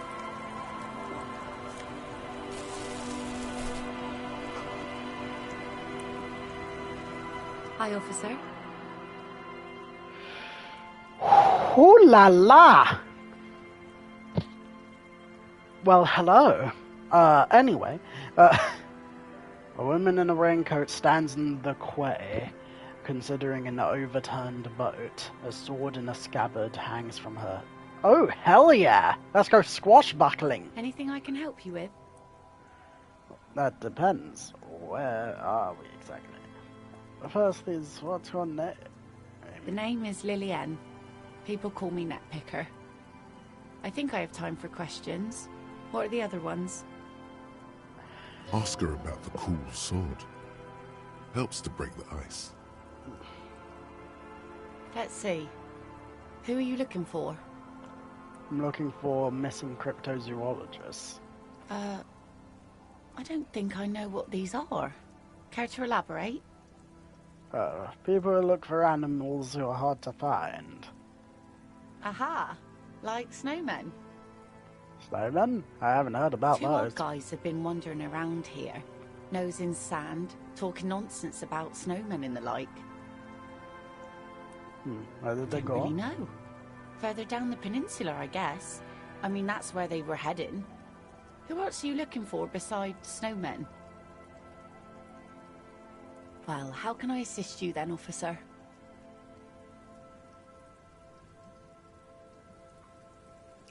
Nice sword. Does it come with the story? Unfortunately, the factory sold this one with a 3-year warranty instead of story.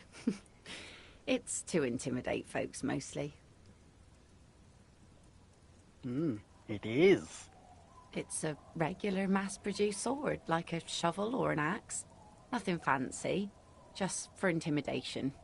I don't need intimidation tactics. From time to time, people need a lesson in respect. That's just the way it is. Back in the day, I caught the eyes of many men. And believe me, men need a lesson in manners from time to time. Figures. Typical patriarchal nonsense. Mask your venomosity. Can I borrow that sword? Why don't more women arm themselves if it's so effective? Why? So where? Oh boy. Okay, well that's a little off. Yeah. Sure. Venomosity. But boys will be boys, and God knows we don't have many around. So far, the sword has been enough to keep them in line. What makes you think we haven't? The truth is that almost everyone in this life is scared and tired and stupid and too dull for that. That goes for men too. But they put on an act for us. Pretend like everything's good and living in shit doesn't bother them. Like anyone falls for that. Behold.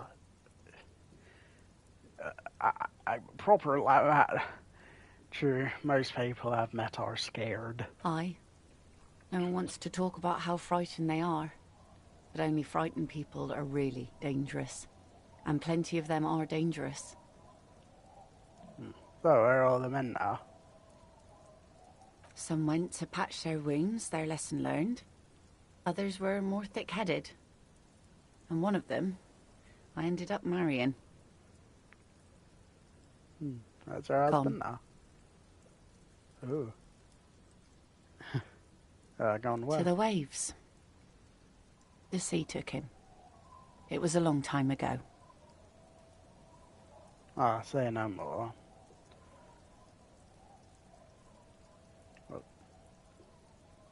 He didn't respect the sea. Went out there, drunk like a skunk, and sure enough, one day the boat was found floating empty. The bloated corpse turned up 2 weeks later. Oh, one moment, everyone. Okay, well, before I fix the thingamajigger. Da-da-da-da-da.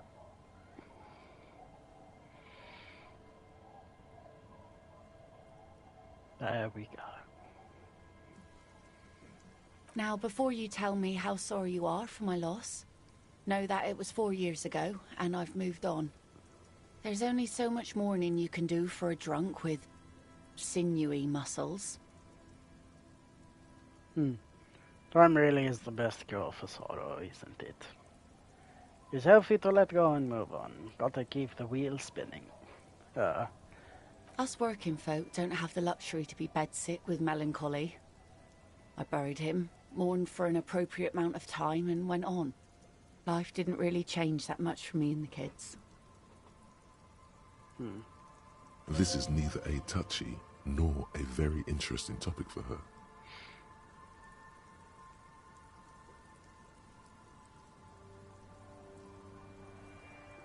Okay. Is this an She needs to go on a date with another drunk badly. God. Is that your...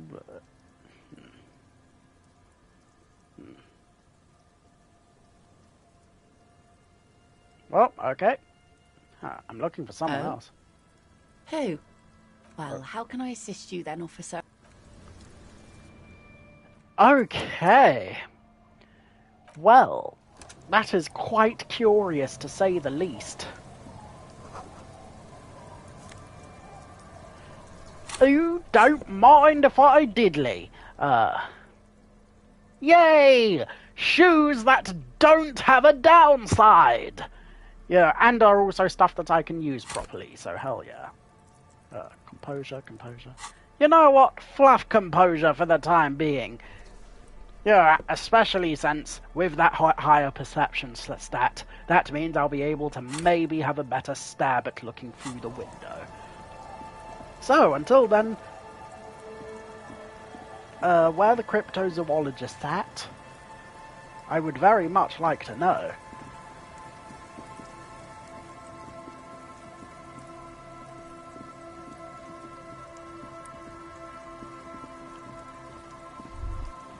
Ooh.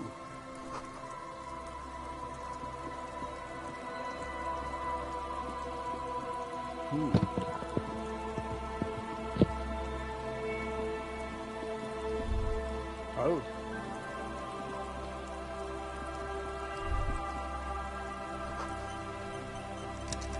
Water runs west or something or other?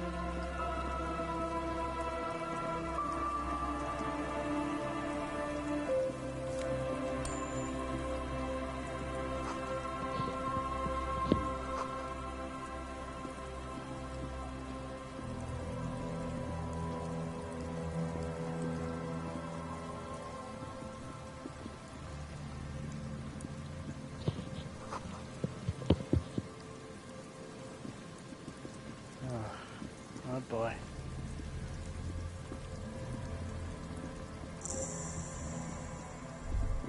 Quick travel unlocked, hell yeah. Yes?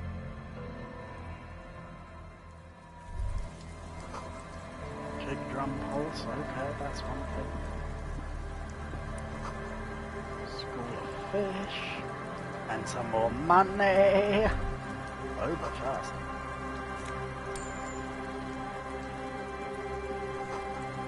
Field of holes. Post-fight treasure, Ricky Sulfate.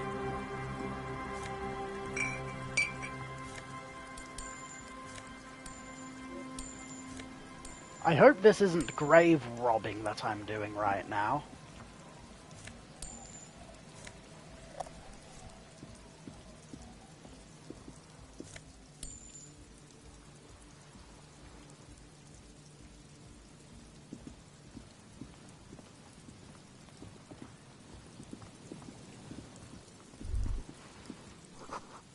Ice is thick enough to walk. Oh yeah, you don't say. Hey, is this the guy? A shaggy-looking girl in her late teens or early 20s kneels on the ice with an electronic contraption in her hand. Hearing you approach, she looks up. Oh. Hello there. General Conoblois. It's cold out here, but she's not wearing a hat. She must be freezing. Huh? Maybe she didn't hear you. A little louder. So should you. Touché. I don't have to do anything. I'm a police officer. You, however, have to do... Come to think of it, I should. Where would I get one around here? I don't know. Some kind of a store? Maybe a general store? Look, man. Fuck the hat. Fair enough. What did she just say? That's not how a civilian is supposed to address an officer of the law. All of those past upgrades and authority for zilch.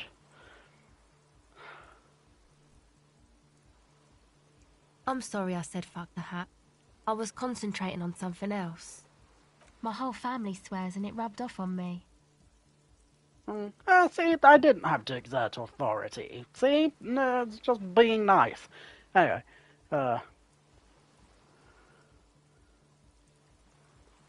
A cell. Her hair is dyed blonde, with dark roots showing. There's a coarseness to her features, some masculinity below that timidness.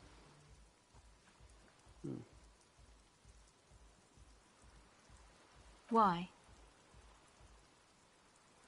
Okay, it's Burger. A very common name. You have little reason to doubt that's her real name. But she's not all that surprised by this cop show questioning, is she? Recording, I guess. I think I'm recording cracks in the ice. But there's no way to tell. Not without headphones. I think I just recorded your footsteps too. Not sure how that will sound.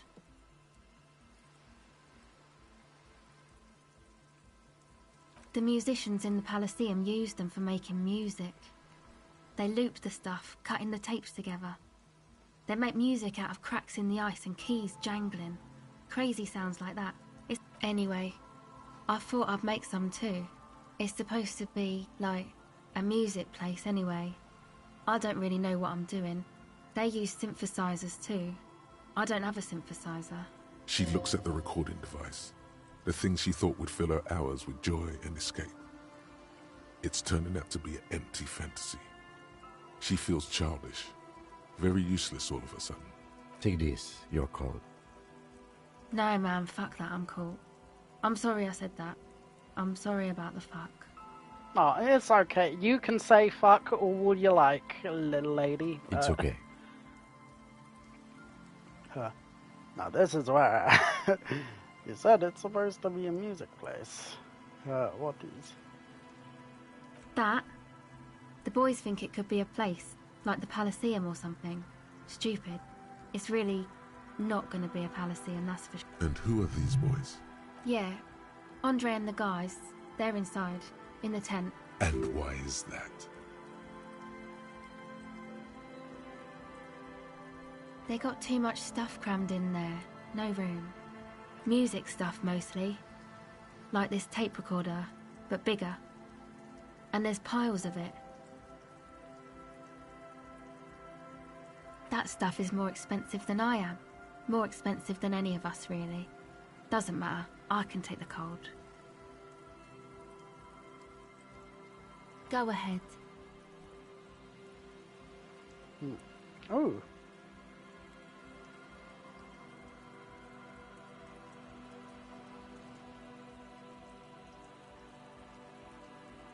Okay, bye.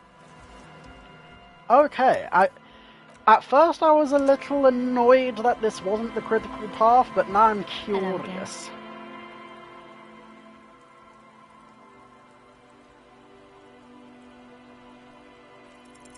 The device is still warm from her touch and heavy as a brick from the batteries inside.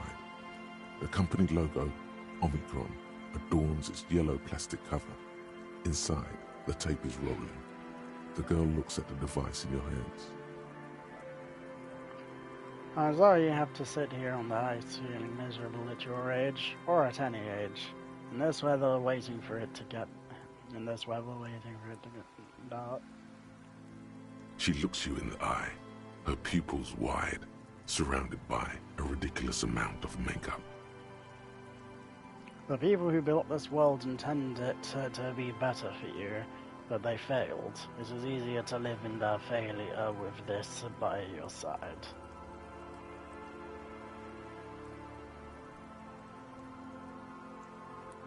Aww. The wind howls. She remains silent. It's real. Tell her.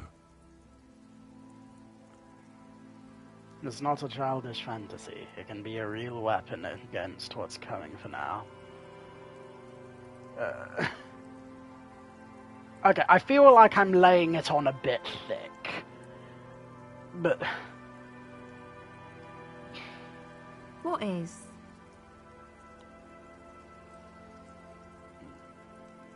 Nothing if you got this, don't be scared. Okay, I'll stick to it. Something changes between you two. She looks at you differently now. As an equal. A fellow human being. Human being! So thanks, I guess, for the psych session. Maybe I can return it. What's been eating you, officer?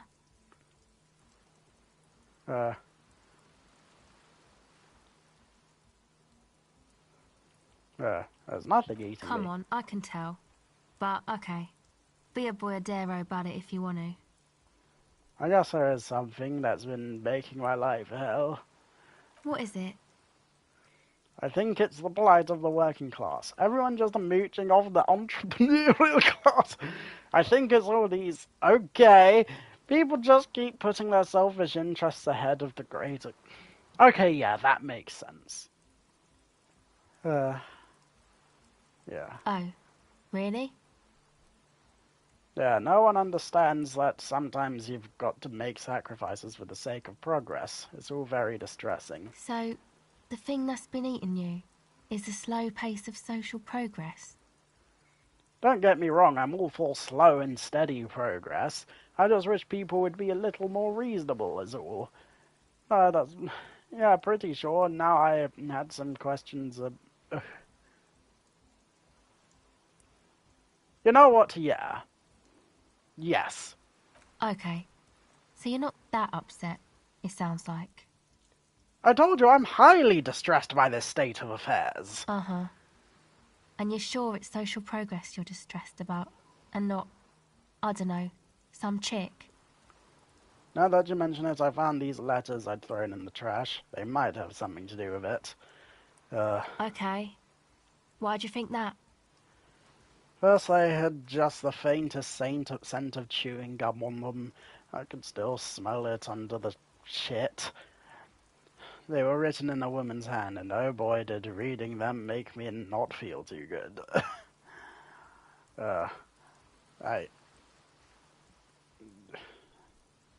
Wow, man. That's pretty symbolic. Don't you think? I found that to be very symbolic too. Okay. What else? Written in a woman's hand, and oh boy. There you have it then. Chick trouble. Not political after all. Who was she? I don't remember. Really? You seem to be pretty upset about this chica. Are you sure you don't remember anything about her? I remember her scent and that's all. Wow, man. That's some pretty strange shit. Are you sure the letters were for you? Yeah, I'm sure. Why would I have... Oh,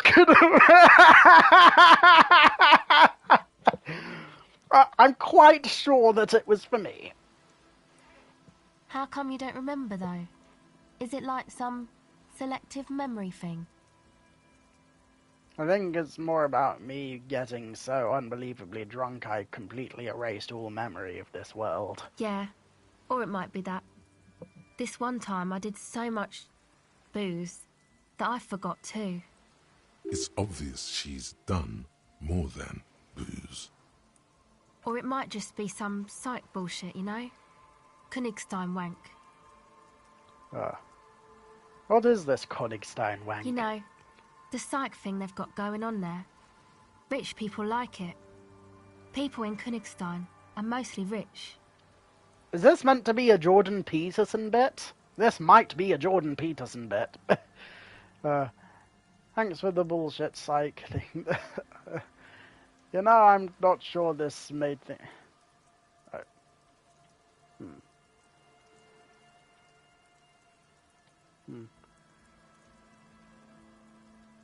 You know, I'm not sure this made things any better.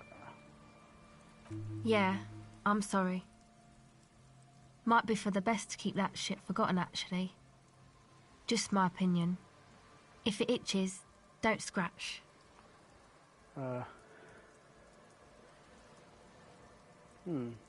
It's supposed to become like a club for anodic dance music, like that new style of synthesizer stuff they play at the Palaceum. Except that, yeah.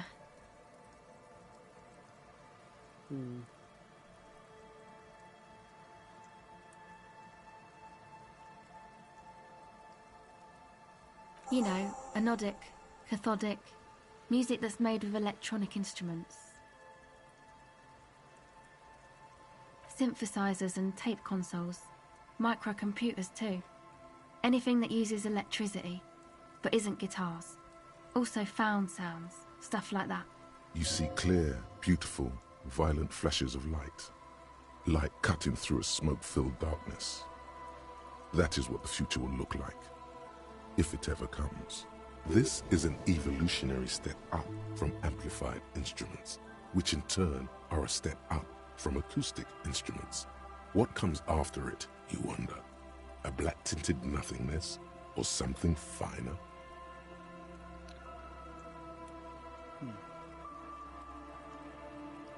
I know. It's not my idea. Andre and the boys found the place. It was supposed to be deserted, but now they can't even take it. Hey, you two are cops. Yeah, that's why I do ask. Okay, well, maybe you could talk to Andre and the guys, because there are some strange things going on in that church. If you're police, you should look into it, right? They're inside that thing there. Would be cool if you did. Was there something else? Go ahead.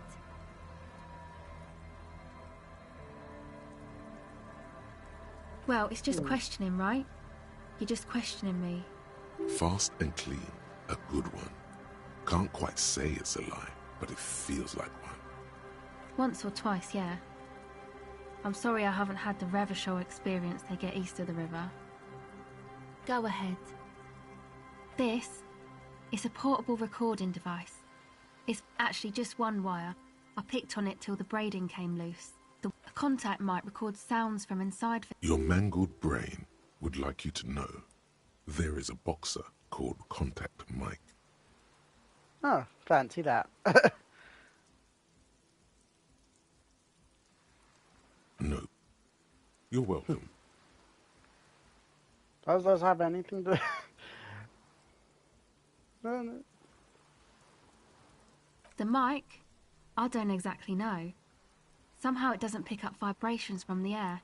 The book said it only picks up structure-borne sound, if you like technobabble. Does it have anything to do with Contact Mike? Yeah, I record stuff with it. No, I mean the boxer. No.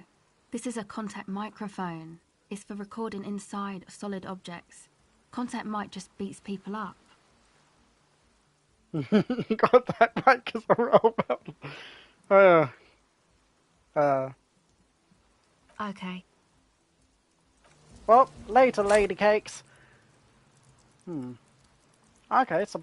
Okay, I've got a lot of experience out of this, so hell yeah.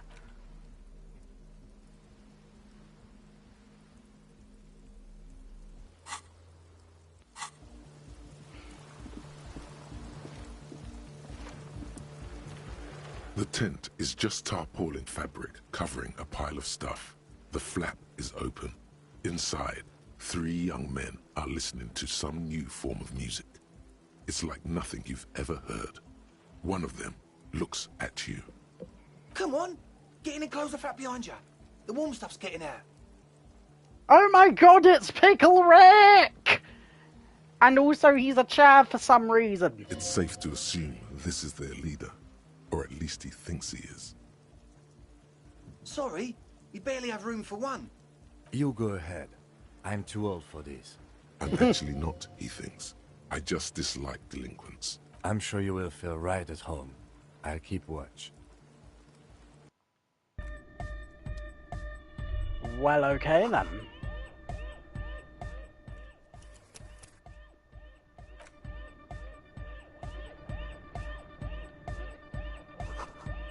Pile of nasal spray, Nosifed, and other stuff.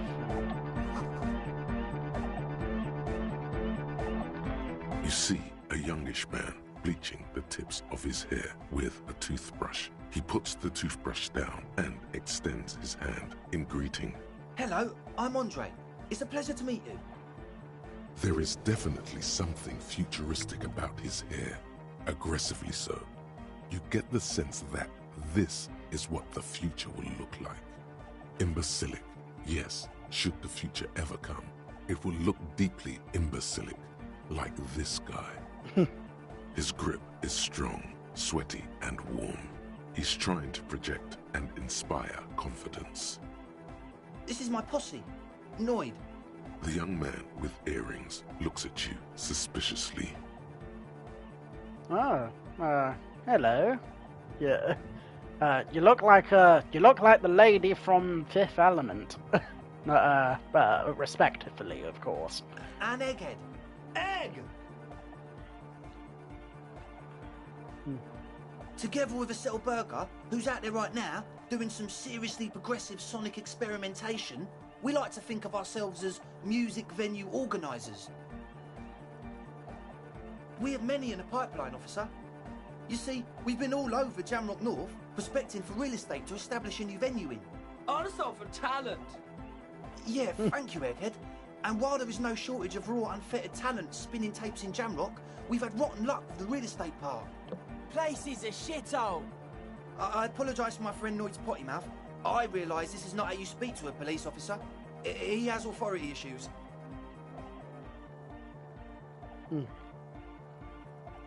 Was there something you wanted? Your friend SL said there was a problem with the church. Ah, so you've met her. Good, good. Yeah, it's a matter of occupied ecclesiastical property. I bet you've noticed the derelict hive of narcomania on the coast. What are you talking about? I'm talking about the church. And I'm not exaggerating. Even a place of spiritual refuge can become a magnet for all sorts of dopeheads and burnouts if left unattended. You don't say. Dopeheads! Burnouts! Well, I'm sad to say, that's exactly what happened. Sad because we were just about to put Martinez on the map with one of the maddest dance clubs in Jamrock. Nah, strike that. In Revachol. Strike that! The word! The word! And sadder yet, because the dopeheads and burnouts holed up in there were the worst kind. He leans back a little, watching you with a steady, serious gaze, letting you imagine just how bad those dopeheads and burnouts really are. Good. This calls for an opinion. You're an expert in those. I won't stand for narcomaniacs of any kind. No narcomaniacs on my part. What kind? The spooky kind. What exactly do you mean by spooky? I was hoping you would be the judge of that, officer. All I can say is, their spookiness is the kind that keeps us from restoring this church into a community centre and a place of spiritual refuge.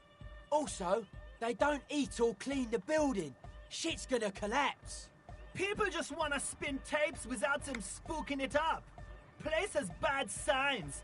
No one can dance like that. Thank you, Egghead. So you're gonna look into it, right? It should be a police matter. Getting them out. Whatever spooky stuff they're doing, I'm sure it's not what the Ecclesiastes meant their property for. I'll look into it. All right, man. Andre's obviously very happy you took him seriously. The whole tent is. The boys exchanged giddy looks. Yeah, good for you, horrid Henry. Yeah. And also, not gonna lie, Noid looks like a stand user, and that's kind of doing it for me. I asked Noid to install a measure against more drifters wandering in. A padlock. It's a temporary fix. Just something to contain the situation.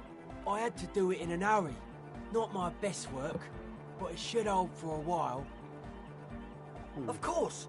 Noid, give the officer the key. All right. Oh boy, please work, please work. Please. You sense the trajectory of the little piece of metal and plastic. The object makes a small ringing sound as it approaches. Just the tiniest chime to your left. Ka-ching! The key hits your palm. The speed freaks nod to you approvingly. Thanks, man. The speed freak nods to you. A respectful nod. You proved something here. How long have those people been locked in there? Not long. Like a week, maybe? How can you be sure they haven't starved to death? Although... You know what? Both. Both of these are good. This is a rare situation where I'm stuck between two choices because they're both good. So, I'm super sure they're alive. I mean, come on. I'm at least 90%, maybe 85% sure they're still alive.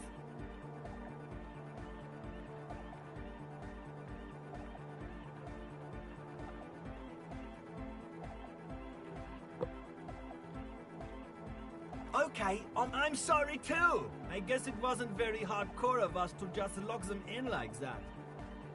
Me too. I shouldn't have that kind of power over another person.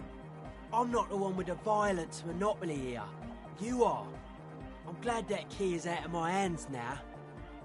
oh, you guys are idiots. I feel like I'm a couple steps behind on that analogy, but whatever, it's cool. Sure, man. Tell us what you want to know. Let's do it. Oh yeah, that's a meteor and name for the founding party. Thought it'd be cool to use it. If you don't know what the founding party is, there might be a way to mask it with minor demagoguery.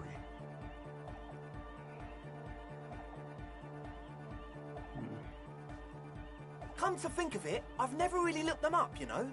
I can't give you a precise definition, but they're a very powerful religious organization. Yes?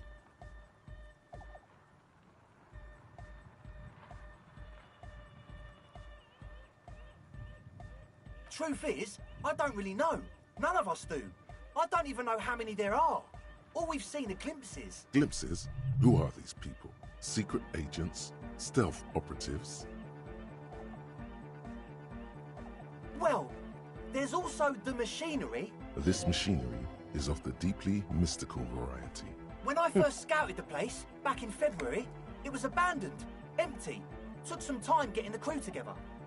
So about 2 weeks ago, we came here hoping to set the stuff up. Suddenly, there are all these strange machines lying around in there. One of them has wires running into bowls of water. Wires into water. Andre, tell him about the feeling. Oh, and it felt like there was something in there with us, watching us from the dark. No, the other one.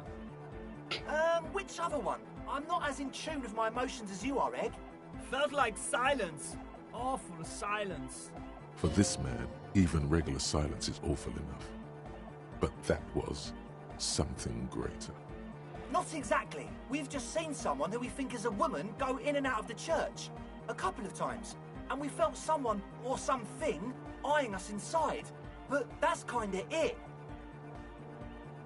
Sure. What? As always...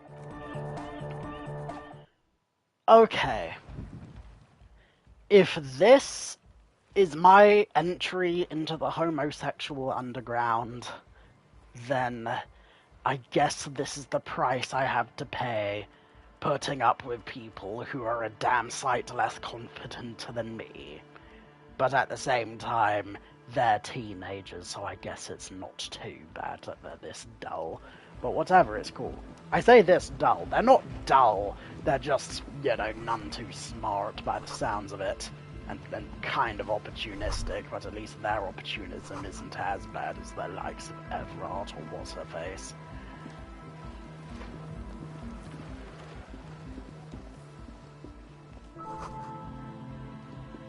Did we pass this? See. Yes. No, we. Very good. Yes, quite.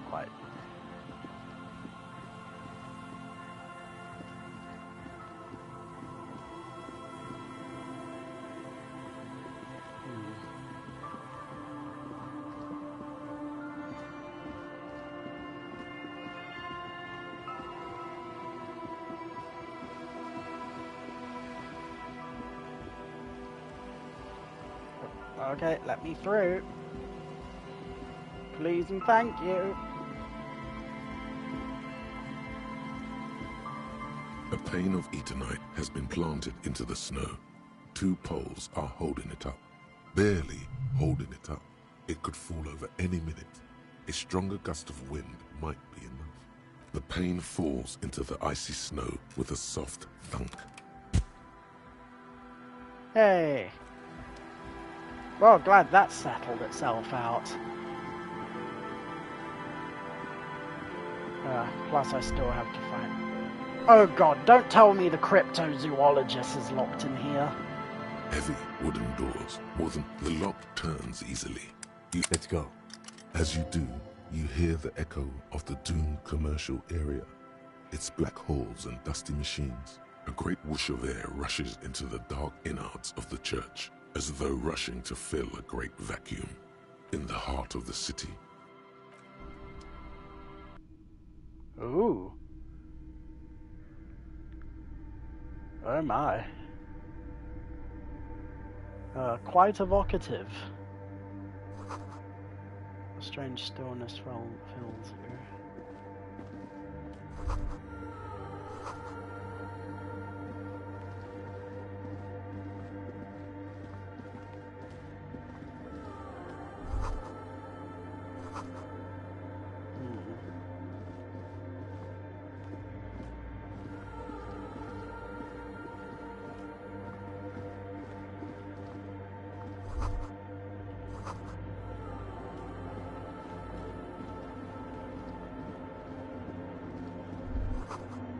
The silence in this part of the church, it's almost palpable.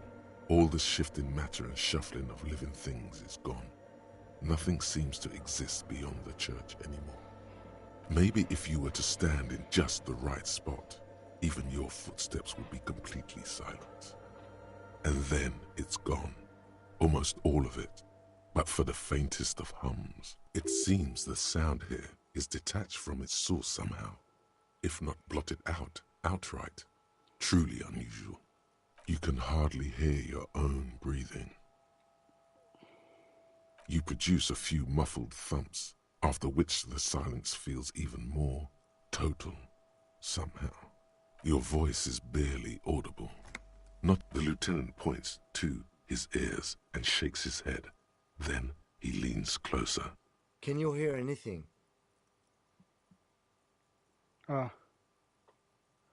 Oh god, I thought the game was just being metaphorical.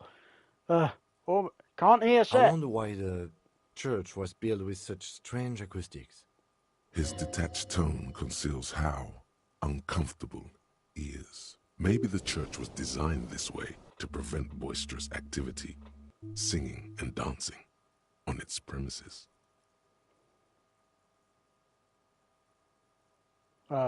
I mean, it might be paranatural. Please, detective, not this again. I think this is the first time I've tried to be paranatural with you, actually. Except for the time when I was talking to the place on... He's trying to act dismissive, but at this particular moment, he's more open than usual to the idea of paranatural phenomena. The lieutenant points to his... Can you hear anything? The church just has Strange acoustics, some engineering trick.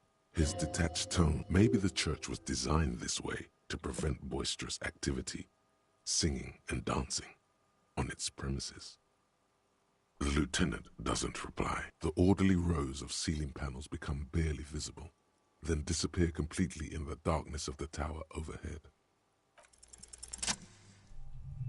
Oh, thank goodness.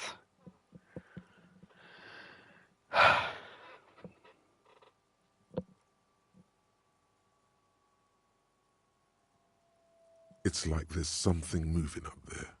A shadow has emerged from the tower and it's making its way toward you through all the other shadows. It's not a shadow anymore, becoming more substantial as it gets closer. The shape of an animal descends. Officer, is there something up there? Oh no, you've lost sight of it. Where did it go? Yes, the darkness makes the ceiling feel infinitely far away. Oh God. Oh my. You see something hanging from the rafters, looking straight at you with dark eyes. Maybe it's possible to talk to it.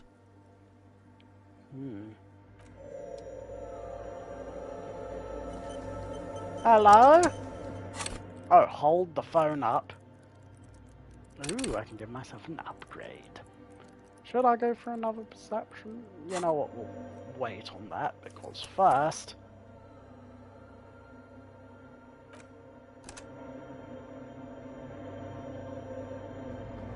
The shadow is a man. A man made of the same stuff as the carpentry of the building. He is studying you intently. The man leaned forward a little, fixing you with a steady, unreadable gaze, then speaks. Habitual alcohol use has made you into a scared little pussy, Holmes. But don't worry, everything's gonna be alright. You come to the right place. Oh gee, I thought you were going to say something a bit more profound, but whatever, it's cool. Hold on. Stop it right there. Pussy, what's with this? I'm not scared, I just don't understand why the female sexual organs have to be associated with weakness. You really got a case of frayed nerves, pussy. The And world's this most comes from laughable pussy sentence. laminates. Everybody knows that.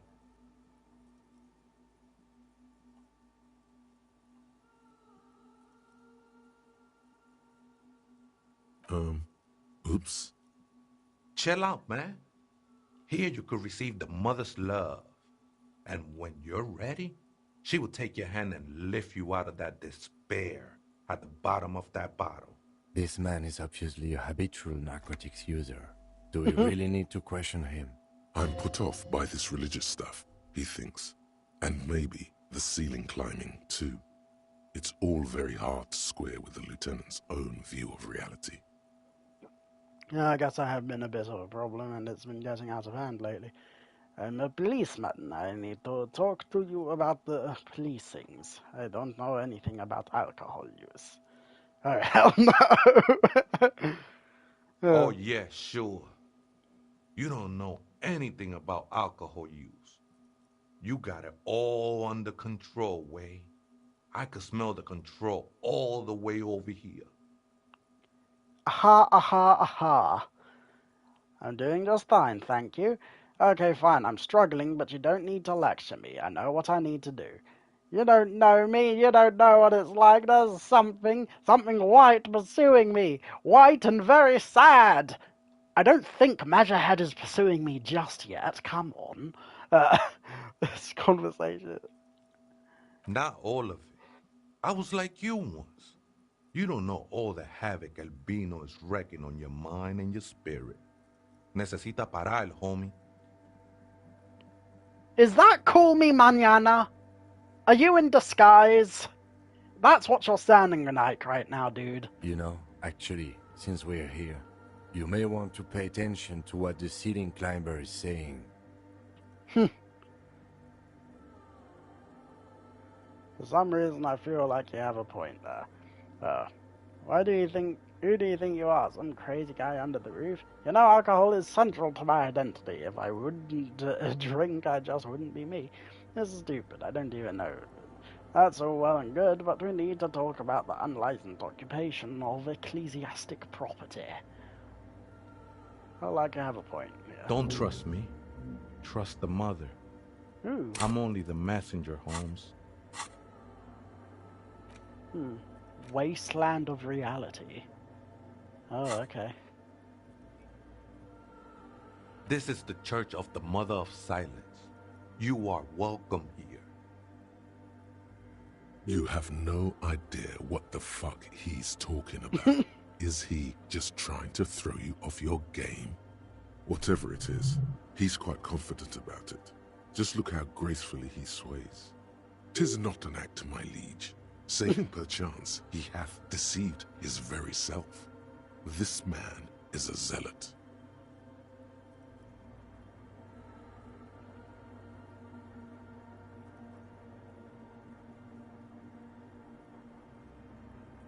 The ones in the tent outside, right? I see him. Think they scared of me. Do they have a reason? Nah, man. They look pretty funny. And I don't harm no one anymore. Anyway. So what do you think about the nightclub? Why not? They wouldn't bother me none. I'm usually way up there, imbibing.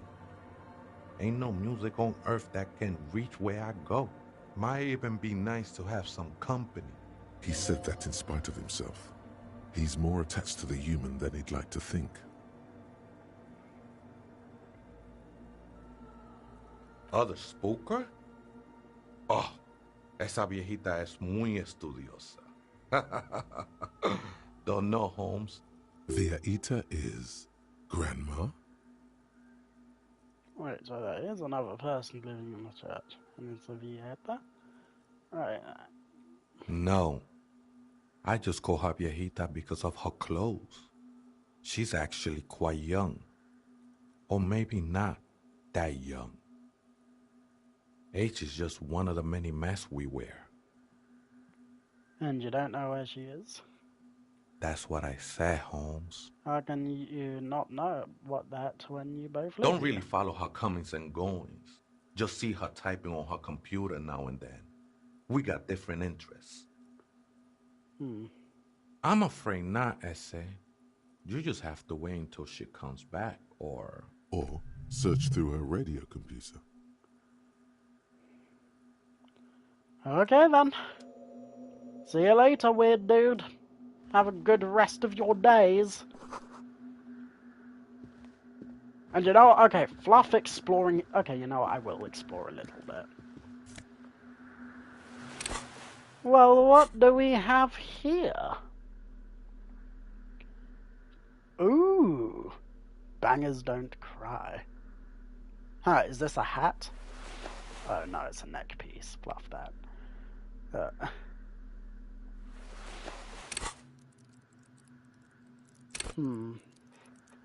I wonder what else. Maybe I should go for authority more. Then again, no, I don't need authority, because sometimes authority is a bit of a dickhead. So...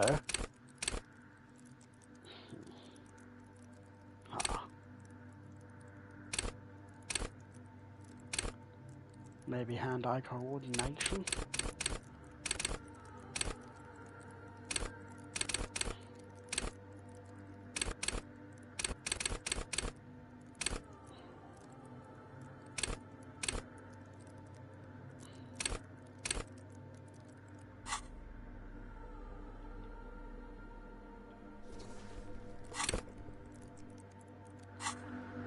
Well, we'll get there eventually. Depicting a deer, you don't say. Okay.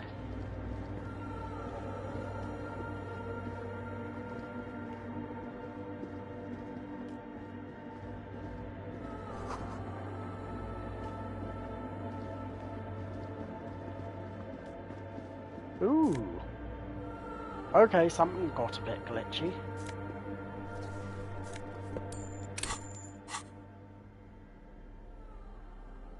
Ooh, empathy. How high is my current? Oh, it's quite high, so not too fussed.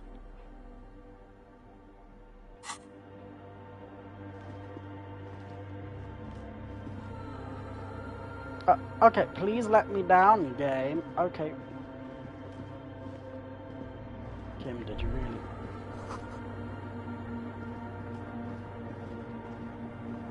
A machine stands in the corner, watched over by the figures on the stained glass window.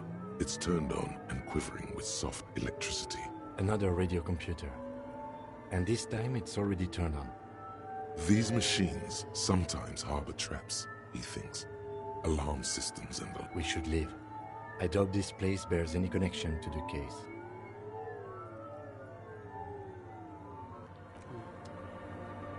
Okay, fine. In white, silver, and apricot faience, the young mother of humanism stands above you. A crack runs across her body. She is impossibly tall, oval-faced and sad.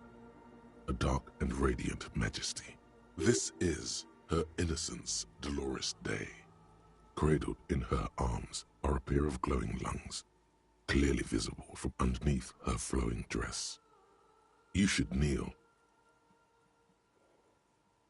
Your knees touch the floor. The floorboards are hard and cold. There you kneel among the snowdrifts, diffuse light falling on your hands from beyond the glass. The world is silent, but for the creaks and cracks of the massive wooden structure behind you. It covers you from the wind outside. The ocean feels distant, its ebb and flow blocked off by the centuries-old pinewood sarcophagus around you. In the darkness, you sense her eyes on you, inspecting you with their multicolored glass, as if you're a bug under a microscope. The woman looks down at you kneeling. She towers among her followers, architects, laymen, courtiers. There is a sad smile on her lips and a glint in her green-blue eye of what? Compassion? Remorse? She acknowledges the passing of someone who is still alive. You.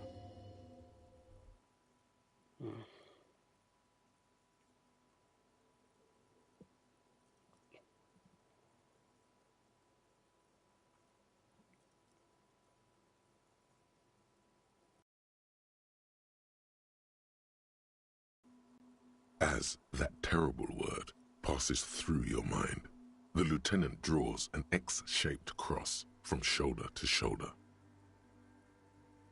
Your fingertips touch your chest 4 times. Then you rise from your knees into the apricot-colored light of the window. Above you, the woman still smiles her distant smile, sundered by the crack in the glass. Yes, I wasn't sure before, but this must be the DeLorean Church of Humanity in Martinez. It's called the Small Pinewood Church in some records. It's a minor landmark, not easy to find. Most maps misplace it. It was built not long after Revachol's founding, 300 or so years ago, by first-generation settlers.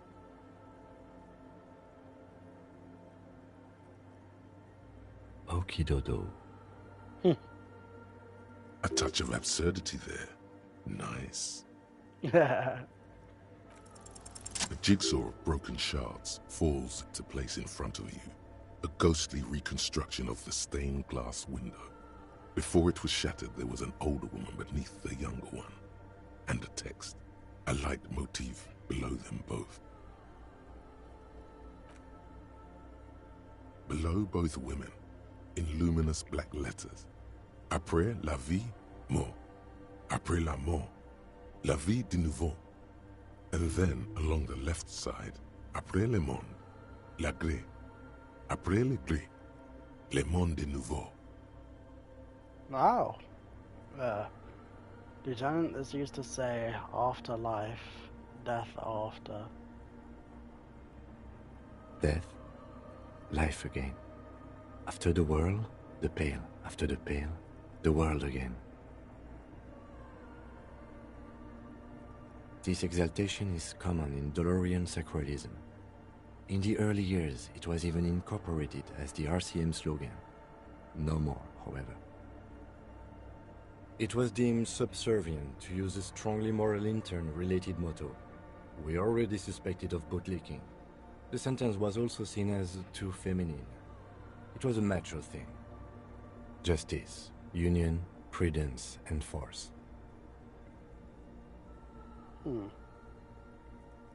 Oh boy. So do I. Ah.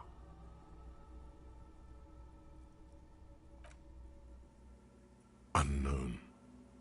A motor carriage, a gunshot, someone falling into it, or maybe just hooligans looking for something to break. The mother of humanism towers above you, a wax painting on a crack.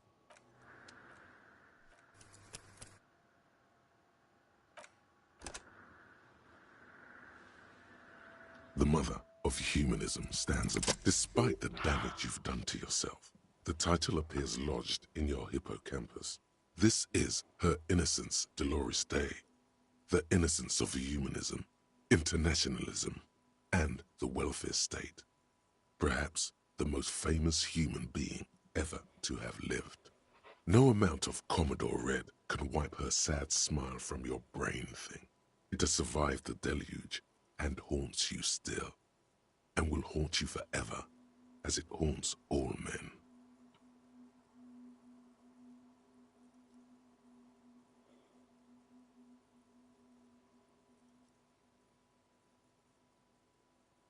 Many things, you know she was a woman of the court, the wife of an influential Marchese, and eventually the principal advisor to Irene La Navigateur, Queen of Suresnes, modern-day Sir La Clé.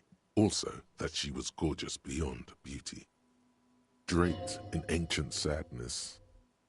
Are you sure you want to remember this bit of historic trivia?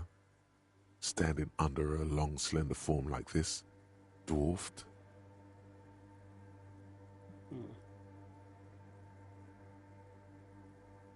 Terribly, women of the court were expected to play both contract bridge and chess sufficiently well to prove an interesting challenge to a man.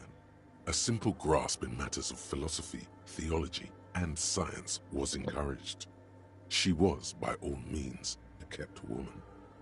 She made the most of her position in the antediluvian court, a court visited by the most prominent thinkers and artists of the day. In secret, she was becoming the era's preeminent philosopher of the state, a scalpel, a piercing gaze. She was an almost preternaturally magnetic and intelligent individual. To her contemporaries, she appeared out of time, a messenger from the future of the species. We all fell in love with her, head over heels. Even before she was declared an innocence, her influence was tremendous. It was on her advice that Irene La Navigateur sponsored a number of voyages into the Pale, a costly, often tragic endeavor, ultimately vindicated by the discovery of the new world, the piece of reality you're standing on. She was crowned 2 years after the first expedition returned, setting in motion what is widely considered the greatest era in history, the DeLorean era. Wow, indeed. When her innocence was declared, and the queen she had advised for years fell on her knees before her, she was so overcome with emotion that her lungs started glowing in her chest. Bystanders reported golden filaments lighting the already sunlit chamber around her, clearly visible beneath her dress. That is why the lungs are the symbol of love for the cultures of the Real Belt. The highest category of historic individual, an embodiment of the world spirit. More, an innocence is elected to office by the founding party, a precedent that has taken place a mere 6 times in the entirety of history. The legal system of the Real Belt is built to accommodate an authentic rule should it coincide with our time. An innocence is infallible. The decisions made by one are not decisions. They are inevitabilities. What would have happened anyway? Only accelerated, packed into decades instead of centuries. And innocence is a continuous, compressed event, a sacred human being. It is an honor and a glory to live when one is in office. No, we are alone.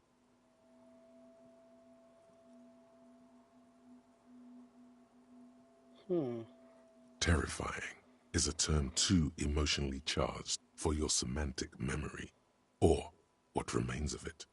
But terrifying, it's a simple word. She was bad for humanity, and you shouldn't have started thinking about her. What?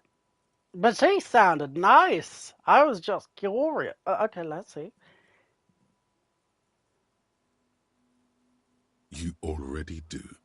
Although she is often considered to be the greatest human being to ever live, there was something ominous about Dolores Day, constantly surrounded by her terriers. She was the most socially secluded and least self-aware of all the innocences. Some modern thinkers would consider her a war criminal for the campaigns she waged against the Mesk state. And then there were the resettlement programs. The Mesk state tried to detach itself from innocentic rule. Parts of the world were experiencing whiplash from accelerating into secularism. Her mandatory education programs and mass resettlement of upstream Marguerite were problematic as well. Dissenters were suppressed by a military force she called the Army of Humanity, suggesting those who fight against it are not part of humanity.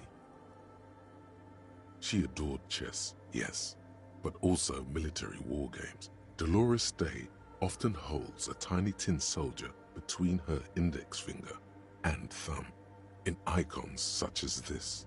She was also blonde, the blondest woman you have ever seen, with green eyes the color of the Pacific, mare interregnum. Little is known of her Marchese husband.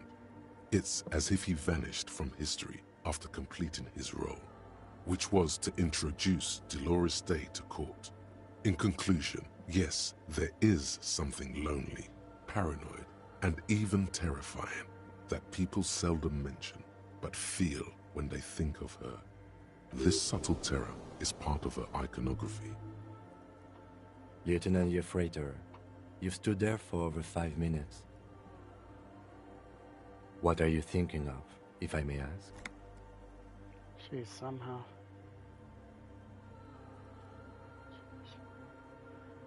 Oh boy!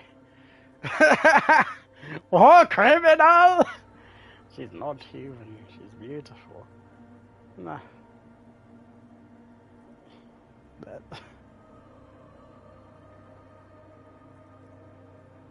Maybe.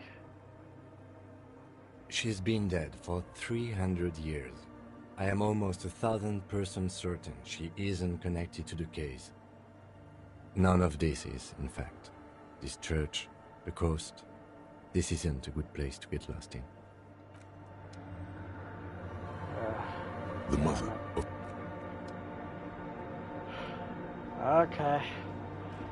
I guess we are running out of time, aren't we?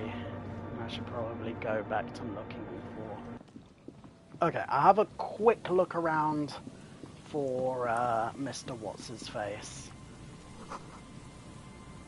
And if I don't find him in the next 10 minutes in-game time, then I will simply be forced to not look for that guy anymore.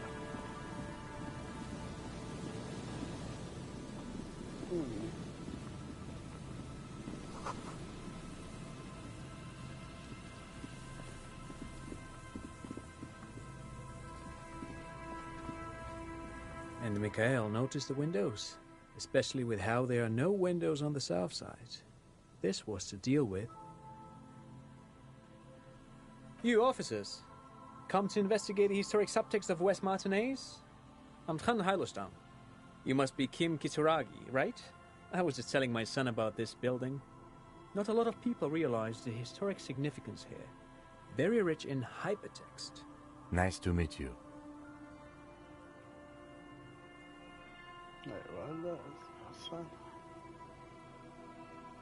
Okay, I'll let them do themselves. No, I can't say that we've met before, but I've heard of Kim, of course.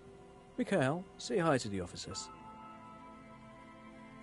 Mikhail's a little tired today. We spent all night trying to run Orbis on his radio computer. Have you heard of it? It's a programming language used in Grad. Quite tricky, but he wanted to play this Grad-made adventure program. We've been getting really into verbs lately. The man speaks in the artificial cadence of a professor, or someone who's been on too many radio shows. But I assume you're not here for giant worms when there are so many real things to see. Just as I was telling Mikhail before, this is where the Coalition landed in 08. We could be standing on what is the most interesting landmark in Revachol West. This man is your half-brother. You feel it. But why?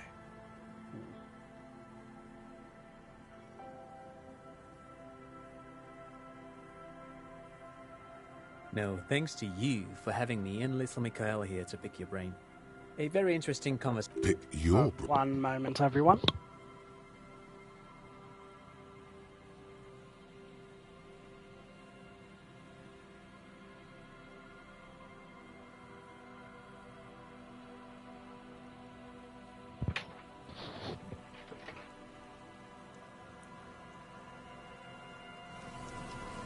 Well, okay then.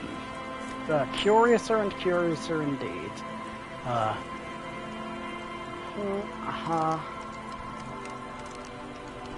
As much as I'd like to continue that guy's dialogue, I have a strong feeling that it would take a long time. There he is! Probably, most likely. The remaining windows rattle from a strong gust of wind. They're covered in a thick layer of grime. They must have been like this for 40 years. No, I won't even try. You know, I had a partner once. They called him Eyes, because he had to show me things. It's that bad. This partner of his, Eyes, things didn't end well. It saddens him to say his name. Don't even ask. He wouldn't answer. Maybe some other small talk.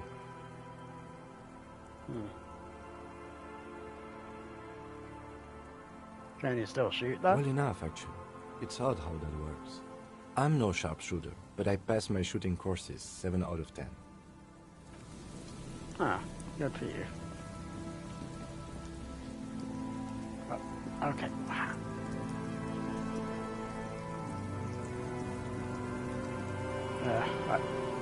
I feel like I could get lost here all day, but yeah, and it would be nice, but A metal payphone under a yellow plastic dome.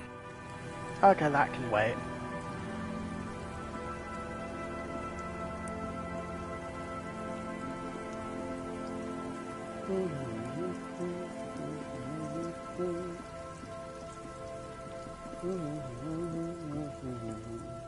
Hold the phone.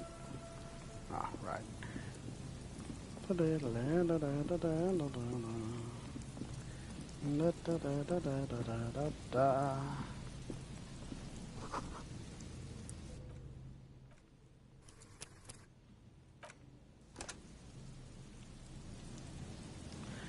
Okay. Well, we found the cryptozoologist's husband, I guess. That's assuming that. Anyway, it's been a long go-around. I haven't even looked at how long this stream has been, and I'm already assuming it's over 2 hours. Yep, it's almost 3 hours.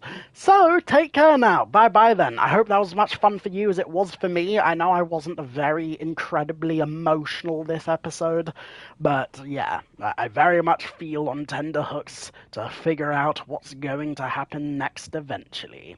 So yeah, just talk to the cryptozoologist, let him know that the drawbridge is back so he can go back to his lovely wife, and then eventually get around to questioning Oranghe some more, and then have a go at Joyce waving our badge in her face so that she can give us more information, and then